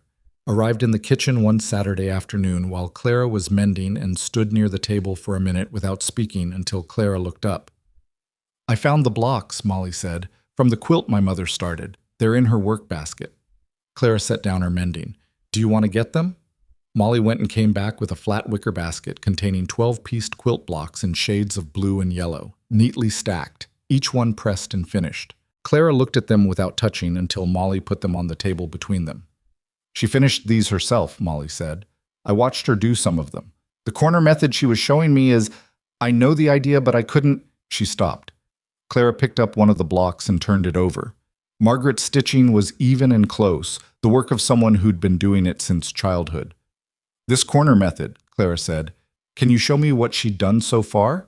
Even part way?" Molly pulled out a partially assembled section, 3 blocks joined, the 4th begun. She spread it out and pointed to the corner join her mother had started, explaining in halting technical language what she understood the intention to be. Clara looked at it for a while. "I think I see what she was doing," she said slowly. "I do it differently. My way makes a slightly thicker seam, but if you want to finish it the way she was going, I think we can figure it out from this." Molly looked at the partial section. "You'd try to do it her way?" "It's her quilt," Clara said. "It should be finished her way." The expression that moved through Molly's face was not gratitude exactly. It was more like something settling into place, some internal weight redistributing itself slightly. They spent that Saturday afternoon at the kitchen table working it out together, making mistakes and unpicking them and trying again, and it was not smooth, and it was not sentimental. And at one point Molly said, "This is harder than it looks," with the flat irritation of someone who'd been wrong about their own competence. And Clara said, "Yes, it is," without softening it. And somehow the simple acknowledgement without comfort, was what made Molly stay at the table and keep working. But Cole noticed the quilt blocks on the table that evening when he came in. He stopped. Clara saw him see them. He didn't say anything. He poured his coffee and sat at the far end of the table, and the blocks sat there between him and the empty chair across from him. And something moved through his face that Clara looked away from because it was too private to witness. Later, when the children were in bed, she gathered the blocks and returned them carefully to Molly's work basket. She was coming back through the main room when Cole spoke from the chair near the window where he'd been sitting in the dark for the better part of an hour. "Did Molly ask you?" Clara stopped. "She did." "How did it go?" "We're working it out," Clara said. "Her mother had a method I haven't seen before. We're trying to reconstruct it from what was started." Cole was quiet. "I hope that's all right," Clara said. "It's more than all right." His voice was low and a little rough. I didn't know what to do with that basket. I didn't want to put it away, and I didn't know how to. I couldn't just sit down with her, and he stopped, tried a different entry point. Margaret was the one who knew how to do those things with them, the patient things, the sitting things. A pause. I'm better at the moving things. You're better at both than you think, Clara said. She heard him shift in the chair. You don't have to say that, he said. I know, she said. I don't say things I don't mean. You've been here long enough to know that. The dark room was quiet. From outside, the sound of frogs. There were frogs now, in the low, marshy ground near the eastern pasture, a sound she'd come to associate with April on this particular piece of land. I need to ask you something, Cole said. She waited. Do you want to stay here past the spring? Clara stood very still. What do you mean? I mean, he stopped. I told you in Missouri that I needed help with the household. I didn't tell you how long. I should have been clearer. She understood then. He was trying to give her an exit, and he was doing it badly, and she couldn't tell if that was because he wanted her to take it or because he needed to offer it and hoped she wouldn't. Do you want me to leave? She asked. No. The word was immediate. Then, as though he felt the immediacy of it required some management, the children need… Cole. He stopped. Do you want me to leave? A longer silence. Outside, the frogs. No, he said again, and this time he didn't add anything to it. Clara let out a careful breath. Then I'd like to stay, she said, if the terms are fair. What terms do you want? She thought about it. I'd like to be able to make decisions about the house without having to ask for each one. I'm good at this, and I know it, and I need to be trusted to do it. Done, he said without hesitation. And I'd like… She stopped, reconsidered. What? I'd like to keep finding the notes, she said. Your wife's notes. I found several. I've been using them. She paused. I should have told you sooner. The silence was longer this time. What notes? Cole said. So she told him. She described where she'd found them, what they'd said, how she'd used them. She kept her voice even and practical, the same way she described anything important. She did not look at him while she talked. When she finished, the room was very quiet. I didn't know she'd done that, Cole said. I thought you might not. She never said… He exhaled. That's… Margaret. She'd have planned for everything. She'd have thought about it and decided what the next person would need and just… His voice went briefly rough, and he stopped, and she heard him put it away, the way he put things away. Did you keep them? Yes, in my coat pocket. I'd like to read them sometime, he said. Not now, but sometime. Whenever you want, Clara said. She went to bed not long after. She lay in her room off the kitchen, the room that had been her cell in the beginning and had, at some point she couldn't pinpoint, become simply her room. And she looked at the ceiling and thought about, do you want me to leave and no, and the particular quality of that word, said twice, with nothing after it the second time. She was not a girl who built castles from single syllables. She had learned early that hope constructed from too little evidence was just a different kind of suffering. But she also knew the difference between a man being polite and a man telling the truth when it cost him something, and Cole Brennan had been telling the truth. She turned over and went to sleep. The wildflowers came up in the second week of May, small and determined in the way of things that have survived a Wyoming winter, yellows and pale purples pushing up through the pasture grass on the south side of the property. Clara noticed them on a Tuesday morning when she was hanging washing and thought of Margaret, because the south pasture was where Margaret was buried, under a stone that Cole had quarried and set himself, in a spot she'd apparently chosen herself the summer before she got sick. Clara had never gone to that part of the property. She had understood without being told that it wasn't hers to go to. She was thinking about all of this, standing at the washing line with the wet shirt in her hands, when she heard Cole behind her. Come with me, he said. She turned. He was standing at the edge of the yard with his hat in his hand, which was unusual. Cole wore his hat the way other men wore their skin, and his expression was doing something complicated and deliberate. Where? She said. South pasture. She hung the shirt. She went with him. The walk was 10 minutes. They didn't speak on the way. The spring grass was wet and long and soaked their boots through, and the mountains were very clear in the morning air, the snow on their upper faces brilliant in the early sun.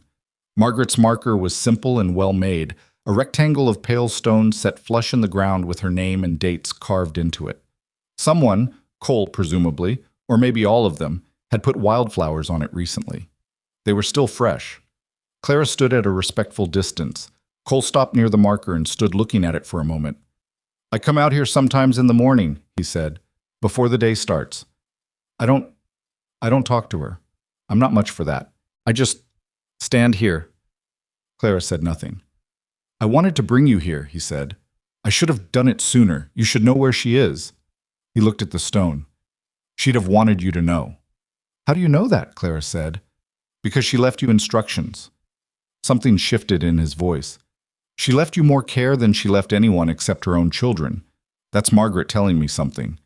Clara looked at the stone, at Margaret Brennan's name carved in the pale rock, the dates that showed a life too short, a woman who had made plans for strangers out of love for the family she was leaving behind. "She sounds like someone worth missing," Clara said. "She was." Cole's jaw worked once. "She was impatient. She talked too fast, and she always knew she was right, even when she wasn't, and she never, ever asked for help when she needed it.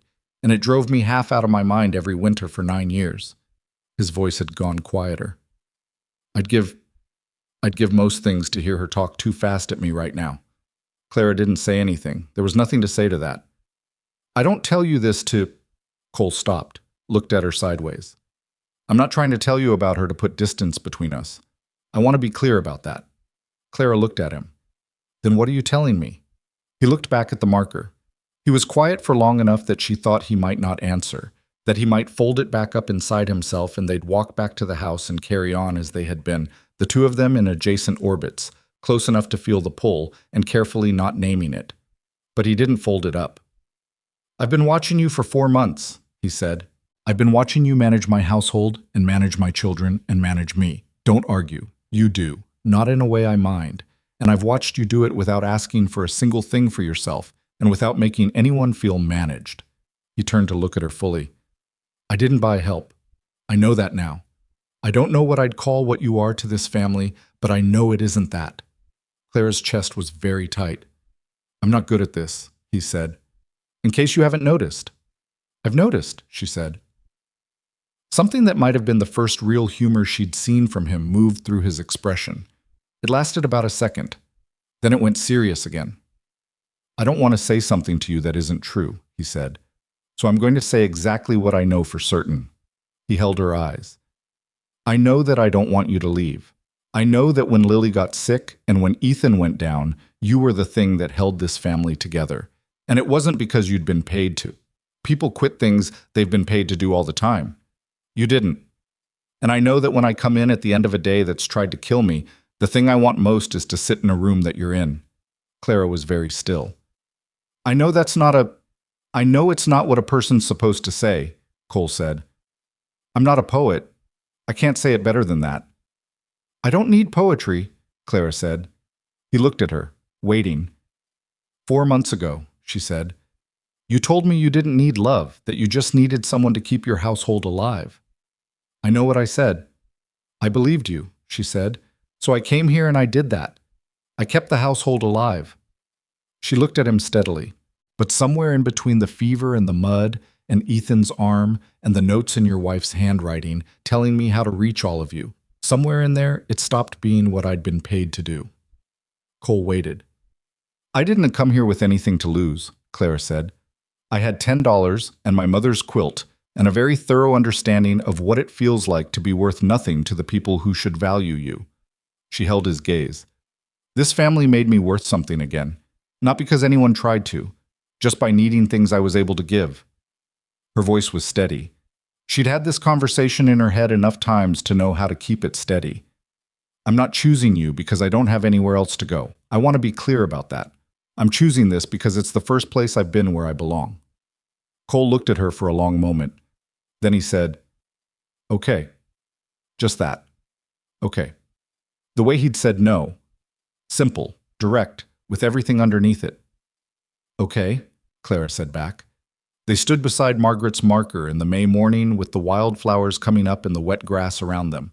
and the mountains white above them, and neither of them knew exactly what came next, only that it was going to be chosen, by both of them, with their eyes open, and that the choosing mattered in a way that nothing transactional ever could. They told the children that evening, after supper. Clara had expected resistance. She had braced for it from Ethan specifically, had run through several versions of the conversation in her head during the afternoon. She had been wrong before about the children, and she expected she might be wrong again, but she also understood that some things couldn't be approached indirectly. Some things had to be said plainly and then given room. Cole said it plainly. He sat at the kitchen table with all three of them and said that he and Clara were going to be married, and that he wanted them to know first, and that they could say what they thought about it. Lily said, "I know." They all looked at her. She was eating the last of her supper with complete tranquility, apparently unmoved. "You know," Cole said. "Mama Clara is already here," Lily said, in the tone of someone explaining something self-evident to a slower audience. "She's always here." Cole looked at Clara. Clara looked at the table. Molly was quiet for a while. She had the expression she wore when she was sorting through something. Internal, contained, deliberate. Finally, she said, "Will we still work on the quilt?" "Yes," Clara said. "That doesn't change." Molly nodded once. She seemed to feel that was the important question. Ethan said nothing for a long time. Long enough that the table got quiet around his silence, and Clara could feel Cole beside her holding himself carefully still, not pressing, the way she'd taught him. Set things down near him and let him come to it. "She's not replacing her," Ethan said finally. "Not a question." "No," Cole said. Ethan looked at Clara. The dark eyes, direct as always, 11 years old and carrying something much older. "You're not trying to be her," he said. "No," Clara said. You're Clara." "That's right." He looked at her for another moment. Something moved through his face that was private and complete, and she didn't try to read it. "Okay," he said, and went back to his supper. They married on a Saturday morning in late May, with the wildflowers fully up in the south pasture and the mountains reflecting light, and Bill and the two hands standing in a row near the fence, because Clara had quietly asked Bill if they'd like to be there, and Bill had said, "Yes, ma'am, we surely would," in a tone that suggested she'd asked something that mattered. The ceremony was short. A traveling judge who came through the territory did the words, and they said what needed to be said. And Cole put a ring on her finger that had been his mother's, which she hadn't known was coming and which arrived as its own particular thing that she'd need to think about later. Lily held a fistful of wildflowers she'd picked herself and lost several of them during the ceremony and didn't care. Molly stood very straight and watched with the serious attention she brought to anything important.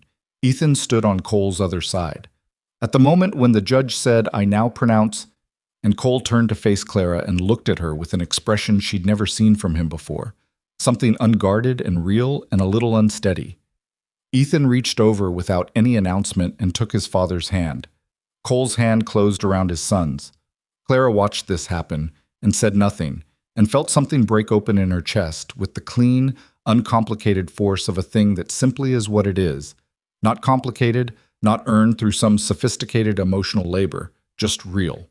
A man and his boy standing together in a May morning, and her standing opposite them, and the mountains behind her going up into the blue. The judge finished. Cole kissed her once, briefly, and it was not the practiced ease of someone who'd done it before. It was careful and a little bit awkward and completely sincere, which was more than enough. Bill started clapping. The hands joined in. Lily started clapping too, got confused about the rhythm, and ended up just hitting her own hands together happily until Molly put an arm around her, more to stop the noise than out of affection, though it looked like both. That afternoon, while Cole was occupied at the barn with Bill and the children were somewhere in the yard, Clara went to the south pasture. She stood at Margaret's marker for a while. She'd brought wildflowers, the same kind Lily had carried that morning, yellow and purple, the ones that came up in the wet grass after winter. She set them on the stone. She didn't speak. She was not particularly a woman who spoke to markers, but she stood there for a while in the May afternoon and thought about a woman who had written notes to strangers and tucked them in canning jars and household ledgers, and had thought, even while dying, about what the people she loved would need after she was gone. She thought about what it meant to step into a life that someone else had built and vacated. Not to take it over, not to replace anything, but to be allowed to add to it, to be trusted with it. She set her hand briefly on the top of the stone, the way you set your hand on something that deserves acknowledgement. Then she walked back to the house, her house now, her family now, her piece of this hard and enormous country, and pushed through the kitchen door into the smell of the bread she'd left rising, and heard somewhere in the house the sound of Lily's voice and Molly's answering it, and below that the particular sound of Ethan's boots on the back step, coming in from the yard, the sound of a boy coming home. She went to the stove and got the fire going and started on supper, the same as she did every day, the same ordinary work of feeding people who depended on her, except that nothing was the same as before, and the ordinariness of it was the best part, the part that meant something had truly taken hold. Cole came in an hour later. He hung his hat. He poured himself coffee and then, without any announcement, poured a second cup and set it on the counter near where she was working. She picked it up. They stood in the kitchen together in the evening light while supper came together on the stove, and they didn't need to say anything, and the silence between them was the kind that takes months to build, the kind that means you're with someone, not just near them. Outside, the Wyoming mountains held the last of the day's light on their upper faces, cold and clear and permanent above the ranch, where a broken family had, by ordinary means and stubborn work, and something that resisted any cleaner name, become whole again. The summer after the wedding was the first season Clara experienced the ranch as something that belonged to her rather than something she was managing on behalf of someone else, and the difference was not small. It showed up in the way she moved through the house, less careful, less calibrated, less of the constant low-level monitoring she'd been doing since January, checking the temperature of every room she entered, measuring how much space she was taking. She still worked the same hours, still cooked and preserved and mended and kept the accounts. But there was a quality of ease underneath it now, the way a body moves differently when it's not braced for impact. Cole noticed. He didn't say anything about it directly. Cole rarely named the interior things directly. But one morning in early June, he came in from the barn earlier than usual and stopped in the kitchen doorway and looked at her for a moment while she was working, and something in his expression was quiet and certain, the look of a man who has found what he was looking for without having known he was looking. "Good morning," she said, not turning around. "Morning," he said. He poured his coffee and sat down and opened the week's accounts, which she'd left on the table, and that was all. But the morning felt different, felt inhabited in a way that the long winter mornings had not. The children moved differently too that summer. Lily had crossed some invisible threshold from baby to small person. She had opinions now, stated loudly, about everything from what she wanted for breakfast to the correct way to name the ranch cats. And the opinions were frequently wrong, but delivered with such complete confidence that they were hard to argue against directly. Clara had stopped trying. She'd learned to redirect rather than contradict, a technique she suspected Margaret had also used and which produced less drama and comparable results. Molly finished the quilt in July. It took 3 Saturday afternoons beyond the first one, and the corners were not identical. 2 of them had a slight asymmetry that Molly discovered on the final afternoon and regarded with a focused displeasure for a full 10 minutes before Clara said, "Your mother's corners aren't identical either," and showed her the slight variation in 2 of Margaret's original blocks. Molly looked at this for a while. "She didn't fix it," Molly said. "No." "Why not?" "Maybe she didn't think it needed fixing," Clara said. "Or maybe she decided it was part of how it was made." Molly pressed her hand flat against the finished quilt. It was a gesture so like the one Clara had seen Margaret's notes describe. She puts her hand flat against things she's decided about, her father does the same, that Clara had to look away for a moment. The quilt went on Molly's bed. Clara made no ceremony of it, and neither did Molly. But that night, Cole stopped in the doorway of Molly's room and stood looking at it on her bed, and he was there for long enough that Clara, passing in the hall, noticed. She kept walking. The letter arrived in August. Clara recognized the handwriting on the envelope before she turned it over. She'd looked at that handwriting on enough account ledgers and household receipts to know it in the dark. Harold Whitmore. Return address, Jefferson County, Missouri. She stood at the kitchen table holding the envelope for a while. Then she opened it. The letter was short. Harold had never been a man of many words, which was one of the few things she'd almost respected about him. Clara. I am writing because I have been unwell this spring past, and the doctor says it is likely to continue. I am not asking for anything. I want you to know that I understand what I did was wrong. I knew it at the time. That is all I have to say. I hope you are well. Harold. She read it twice. She set it on the table. She stood in the kitchen for a long time without doing anything. The thing about Harold's letter was not what it said. The thing about it was what it cost her to receive it, how complicated the receiving was, how many different and contradictory things moved through her at the same time. Anger, yes, still, the cold, specific anger of someone who has been treated as property by a person who should have been protection. But also something else, something she hadn't expected, something that was almost pity, which disturbed her more than the anger did because pity was harder to manage and harder to justify. She was still standing there when Cole came in for the midday meal. He saw the letter on the table and looked at her face and said nothing, just poured water from the pitcher and sat down and waited. Clara told him what the letter said. Cole was quiet for a moment. What do you want to do? I don't know yet. You don't have to do anything. I know. She sat down across from him. That's the problem. When I don't have to do anything, I have to actually decide instead of just reacting. Cole looked at the letter. He sold you, he said. Flat, not heated. Like I said, I bought you. I haven't forgotten that. Neither have I. Whatever you decide about him, Cole said, I'll back it. She looked at him. What if I decided to go see him? Cole met her eyes without flinching. I'd ask you to wait until after harvest, he said, and then I'd drive you myself. She hadn't expected that. She wasn't sure what she'd expected. Some resistance, maybe. Some of the possessiveness that men who'd been through loss sometimes developed around the people they'd found again. You do that, she said. He's the only family you've got left, Clara, whatever he did. Cole looked at his hands. I know what it's like to have people not there anymore. I wouldn't take that choice away from you. She looked at the letter on the table, the short lines in Harold's crabbed handwriting. I knew it at the time. She thought about what it meant to be 18 years old and handed to a stranger for $40 and 2 head of cattle, and what it meant that the man who'd done it was sick now, alone in a Missouri house, writing 3 paragraphs on a piece of paper because the doctor had told him something he wasn't ready to hear. She thought about Margaret's notes, tucked in canning jars, written for strangers out of love. She thought about what kind of person she wanted to be. Not in the abstract, but practically, specifically, the actual person she was going to be for the next 30 or 40 years of her life in this place. After harvest, she said. Cole nodded. Harvest came and went the way it does on a working ranch, total, consuming, leaving very little room for anything else. Clara and Molly put up enough preserved food to last through the following spring, a process that took 3 weeks of near-continuous work and left Clara's hands rough and stained and her back consistently unhappy. She didn't complain. She'd complained about less important things in Harold's house, where at least the complaining had gone nowhere, and here there was too much to do for the energy it would cost. Ethan worked the harvest alongside Cole and Bill with a seriousness that still occasionally caught Clara off guard.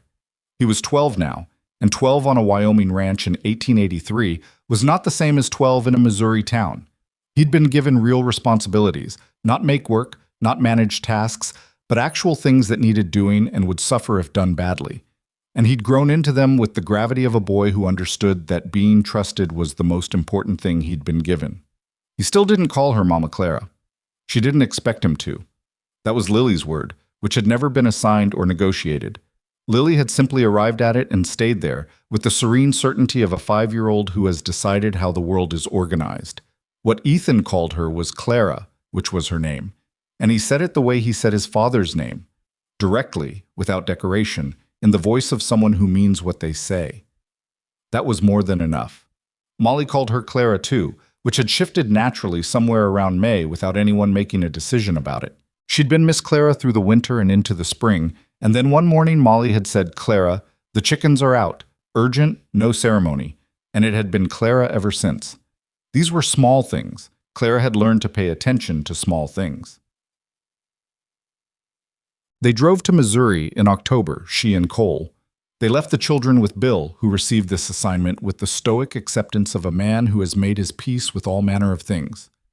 Ethan told Bill firmly that the chickens needed watching in the morning, and that Lily was not to be allowed near the north fence because the new colt was unpredictable, and Bill said yes, sir, without irony, and Ethan looked slightly uncomfortable at being sirred, which Clara found satisfying. The drive took 3 days. Cole was good company on the road in the particular way of people who don't feel the need to fill silence. He talked when he had something to say and didn't when he didn't, and he was observant in a way that surprised her, noting things along the way that she hadn't expected him to notice. The way the light changed as they came down out of the higher country. The difference in the smell of the air when they crossed into flatter land. "You don't miss it," he said on the second day. Not a question. "Missouri?" Clara looked at the flat country around them. "No." "What do you miss?" "About before." She thought about it honestly. "My mother," she said. "Not the place. Not Harold. Just her." Cole nodded. "What was she like?" Clara looked at the road ahead. "Patient," she said. "Quieter than me. She let things come to her rather than going after them, which used to frustrate me when I was young." She paused. "I understand it better now." "Came to it yourself," Cole said. "The hard way." "That's the only way any of us come to anything worth knowing," Cole said. She looked at him sideways. He was watching the road, hat brim low against the autumn sun. "That might be the most philosophical thing you've said in 10 months, she said. Something that was definitely a smile moved at the corner of his mouth and then went. "Don't tell Bill. He already thinks I'm going soft." "Bill thinks you hung the moon," Clara said. "Bill's known me 20 years. He knows better." She smiled and looked back at the road and thought that she was, despite everything, despite the direction they were traveling and the reason they were going, genuinely content. Not the relieved contentment of someone who has survived something, but the actual ordinary contentment of a person who is where they're supposed to be, going somewhere difficult with someone solid beside them. Harold's house was smaller than she remembered. That was the first thing she noticed when Cole turned the wagon onto the familiar road. The house had shrunk, or the world had expanded around it, or she had grown in some way that wasn't about height. She'd written ahead to say she was coming.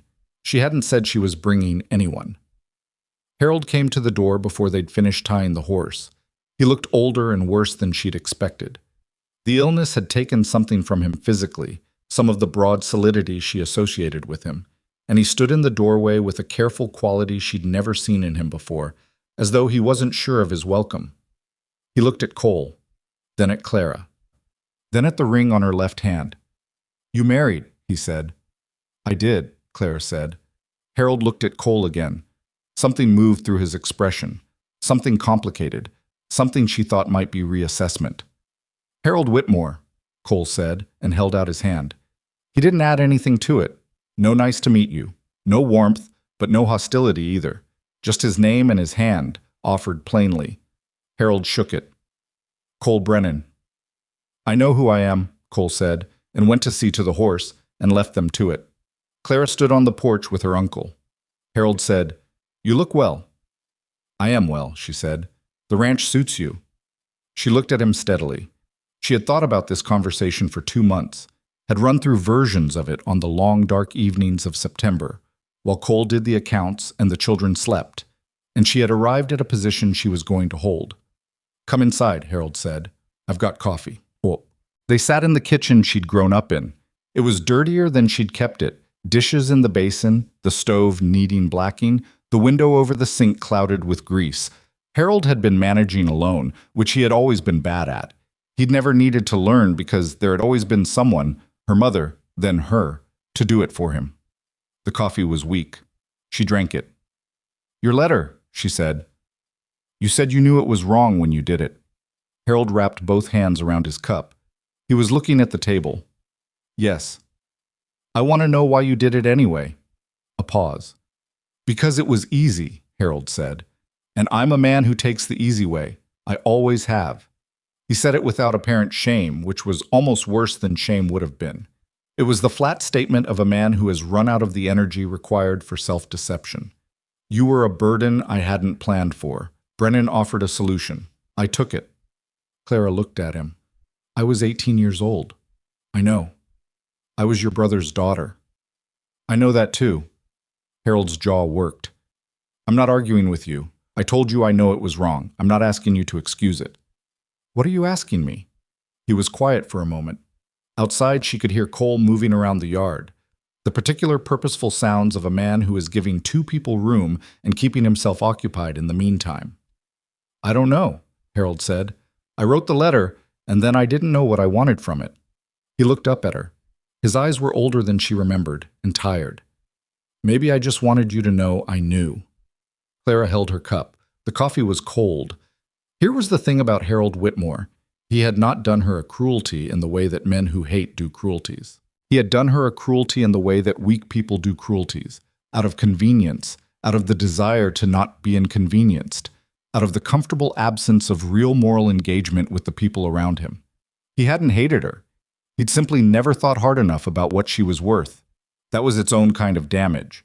She'd spent a long time understanding that. She also understood, and this was the part that had taken longer, the part that had come to her slowly over the winter months on the ranch, sitting with Margaret's notes, and Cole's particular honesty, and 3 children who had taught her without intending to what it meant to be someone worth showing up for. She also understood that she could not carry Harold Whitmore's failure around in her chest forever. Not because he deserved release from it, but because she did. I'm not going to tell you it's all right, she said. It wasn't all right. What you did changed my life in ways I couldn't have predicted and couldn't have chosen, and you did it without asking me, and you should have done better. Harold was looking at the table. But I'm not going to spend the rest of my life being the girl you sold, she said. I have too much to do. Harold looked up. I have 3 children who call me by my name, and 1 who calls me Mama Clara, and a husband who told me the truth when it cost him something, and a house that's mine, and a piece of land in Wyoming that I've bled for this past year. She held her uncle's eyes. I'm not going to let what you did sit in the middle of all of that and take up space. Harold's throat worked. I'm not forgiving you because you've earned it, Clara said. I'm letting it go because I've earned the right to put it down. The kitchen was very quiet. That's a better outcome than I deserve, Harold said finally. His voice was rough. Yes, Clara said. It is. She picked up her cold coffee and finished it anyway, because she'd never been able to stomach waste, and then she stood up and went to the door and called to Cole that they'd be ready to leave within the hour, and then she went back inside and washed the 2 cups in Harold's clouded sink. Not because anyone had asked her to, but because it was there and she knew how, and it was the ordinary human thing to do. Harold stood beside her while she washed. The ranch is good, he said, not making conversation, asking. The ranch is good, she said, and Harold glanced toward the yard. He's good to you. Better than I knew to ask for, Clara said. She set the cups to dry, which is usually how the things worth having arrive. Harold said nothing. She dried her hands and got her coat. At the door she stopped. All right, she said. When the baby comes. Harold blinked. He looked at her. Really looked, for the first time since she'd arrived. She'd known since late September. She hadn't told Cole yet, had been holding it close for a few weeks, getting used to the shape of the knowledge. She wasn't sure why she'd told Harold first, except that perhaps it was the most complete possible answer to the question of what had become of the girl he'd sold, what she'd built from it, what was coming. Clara, Harold said, and for once the word carried something that might have been the beginning of an emotion he'd never learned to complete. Take care of yourself, she said. See the doctor regularly.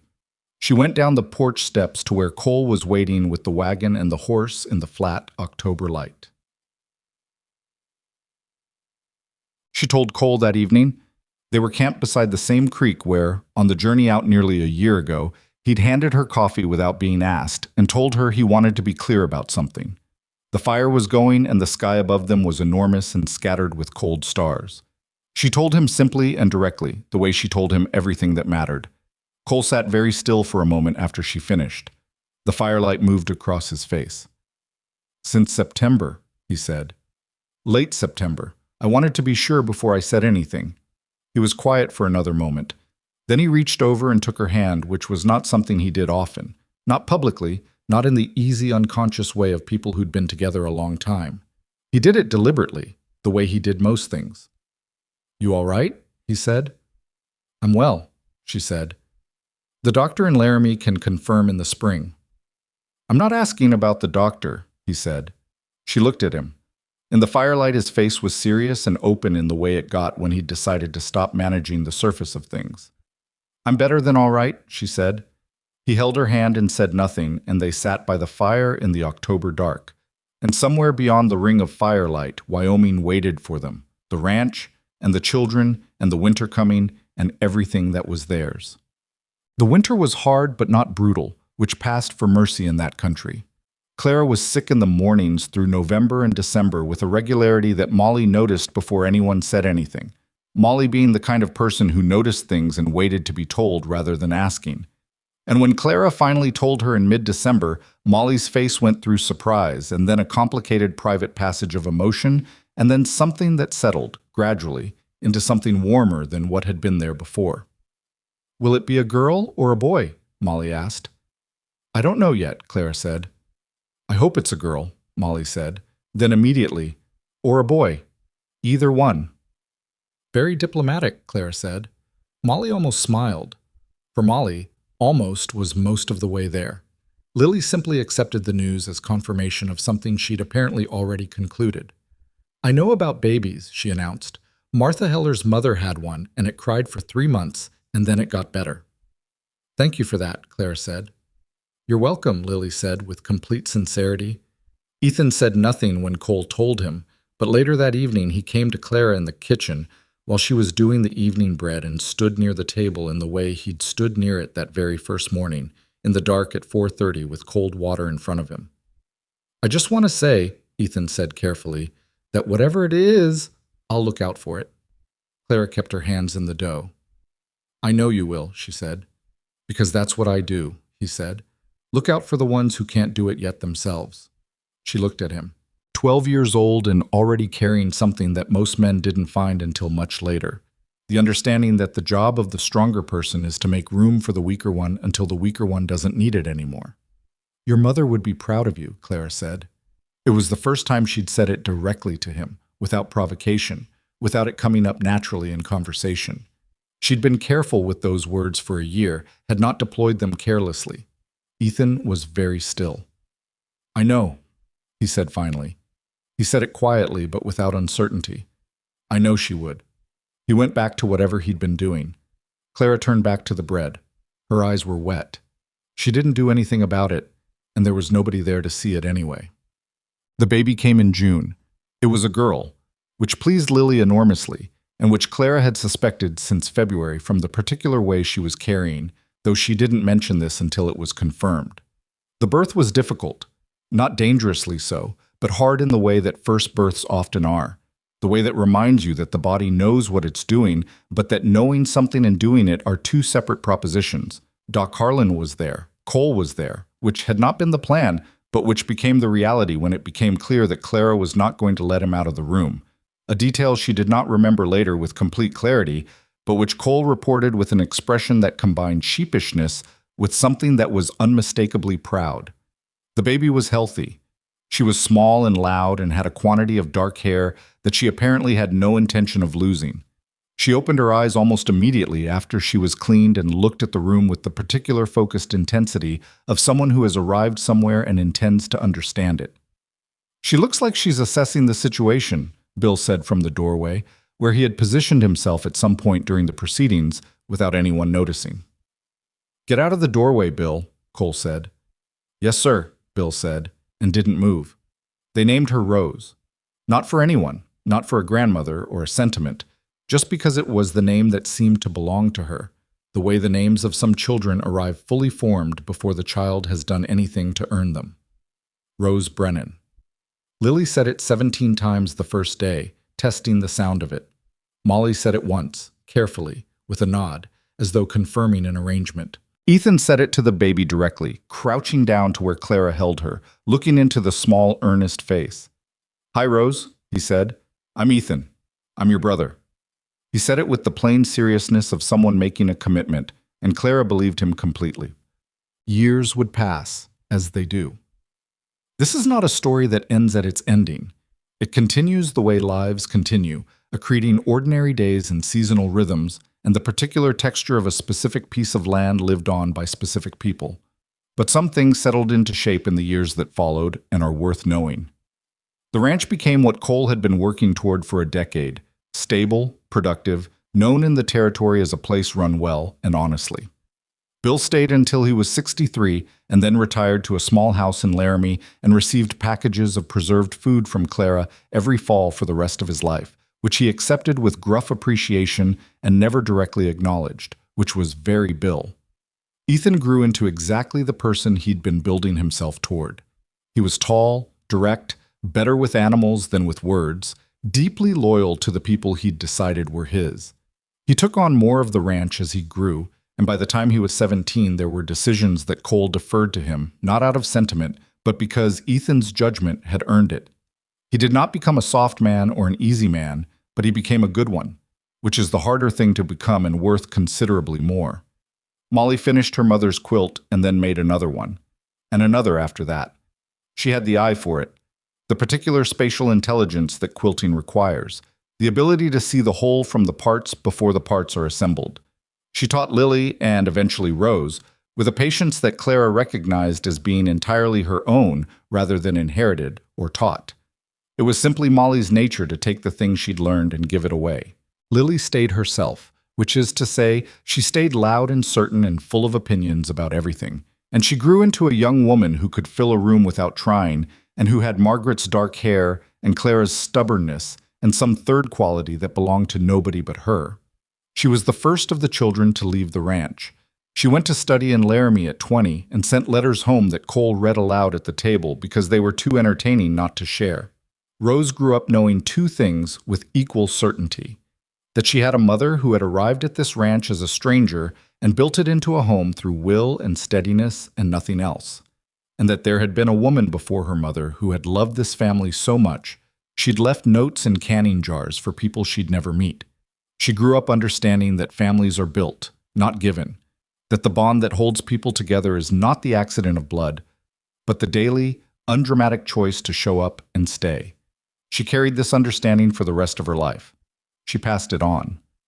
Clara was 31 when she stood in the south pasture on a May morning that was almost exactly 7 years from the first time she'd gone there with Cole. Rose was playing somewhere behind her. She could hear her in the grass, the monologue that 5-year-olds conduct with themselves and the immediate world. Ethan was visible in the far pasture with 2 of the new hands, working the fence line with the economical purpose of someone who has stopped needing to prove anything to anyone.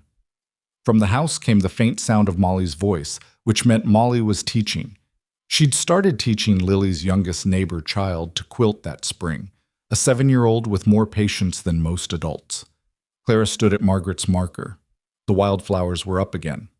They came up every May, reliable and small and yellow in the wet grass. She'd stopped bringing them because they were already here every year. The land brought them without being asked. She put her hand on the top of the stone, the same gesture she'd made the day of her wedding, 7 years ago. What she felt standing there was not grief precisely, and not gratitude precisely. It was something that didn't have a clean name. The particular complex emotion of a person who understands that the life they are living was shaped in part by someone they never met, and that this is not a debt to be paid, but simply a truth to be honored. She thought about the notes. She still had them, all of them, transferred from her coat pocket to a small wooden box Cole had made for her the first Christmas after they married, when she'd finally told him the full count of what she'd found and where. He'd read each one sitting at the kitchen table on a January afternoon, and he'd been very quiet afterward, and she hadn't pushed, and that evening he'd gone out to the south pasture alone and come back in time for supper and not spoken about it, and she hadn't needed him to. She thought about what it means to leave something behind. Not the grand things, not monuments or reputations or the formal recording of a life, but the small practice things. The recipes someone thought to write down. The trick to the pump, told to a boy in a dark kitchen. The way to make a seam that holds.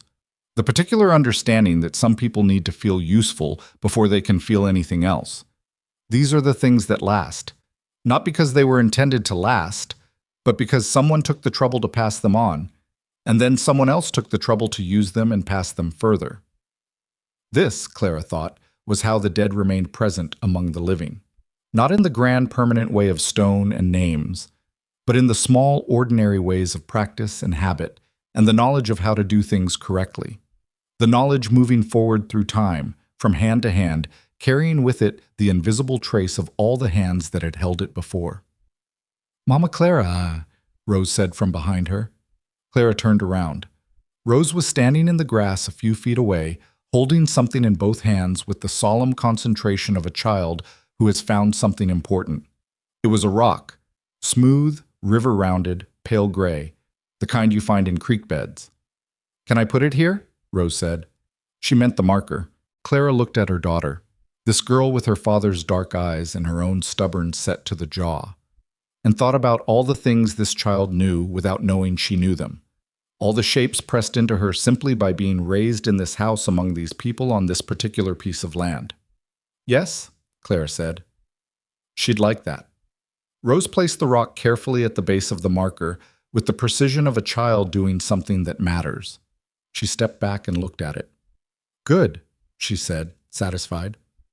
Clara took her daughter's hand and they walked back to the house together through the May morning, through the wildflowers coming up in the wet grass, through the land that had once been the most frightening thing Clara could imagine and had become, by some ordinary, impossible alchemy of time and work and stubbornness and love, the most familiar. No.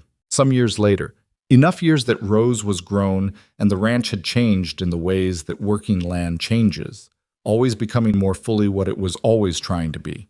People in that part of Wyoming would mention the Brennan Ranch in the particular way that places with a distinct character get mentioned. Not famous, not storied in the grand sense, just known. Known to be a place where people did things right and stuck around and took care of what they'd been given. The woman who had come there first as a transaction and had become its heart was not remembered as a heroine or a saint or as any kind of simplified version of herself. She was remembered as someone who showed up and stayed, which is the most accurate and least glamorous description of what real strength looks like when you see it close. She'd been frightened in the beginning. She'd been angry. She'd been proud in ways that sometimes made things harder, stubborn in ways that sometimes made things possible, patient out of strategy before she became patient out of actual peace, which took longer than she would have liked to admit. She had not been purchased, in the end, not in any sense that mattered. She had been offered a place by accident and had built it into a home by intention, and the building had changed her the way that real work always changes you, not into someone better in the abstract, but into someone more specifically herself. That was the story. Not a clean story, not a simple one, a true one, in the way that the best stories are true, which is not in the facts exactly, but in the feeling underneath the facts, the part that makes you recognize something you already knew. The frontier kept going. The land stayed. The people who loved it well left their trace in it, the way water leaves its trace in stone, slowly, invisibly, and then all at once permanently. And every May, without fail, the wildflowers came up in the south pasture of the Brennan Ranch, yellow and small and certain, asking nothing of anyone, simply arriving as they always had and always would, proof that what survives the winter is not always what you expected to survive, but that it survives, and that surviving and returning and persisting in the faithful annual fact of itself is its own kind of answer to the hardest questions any of us know how to ask.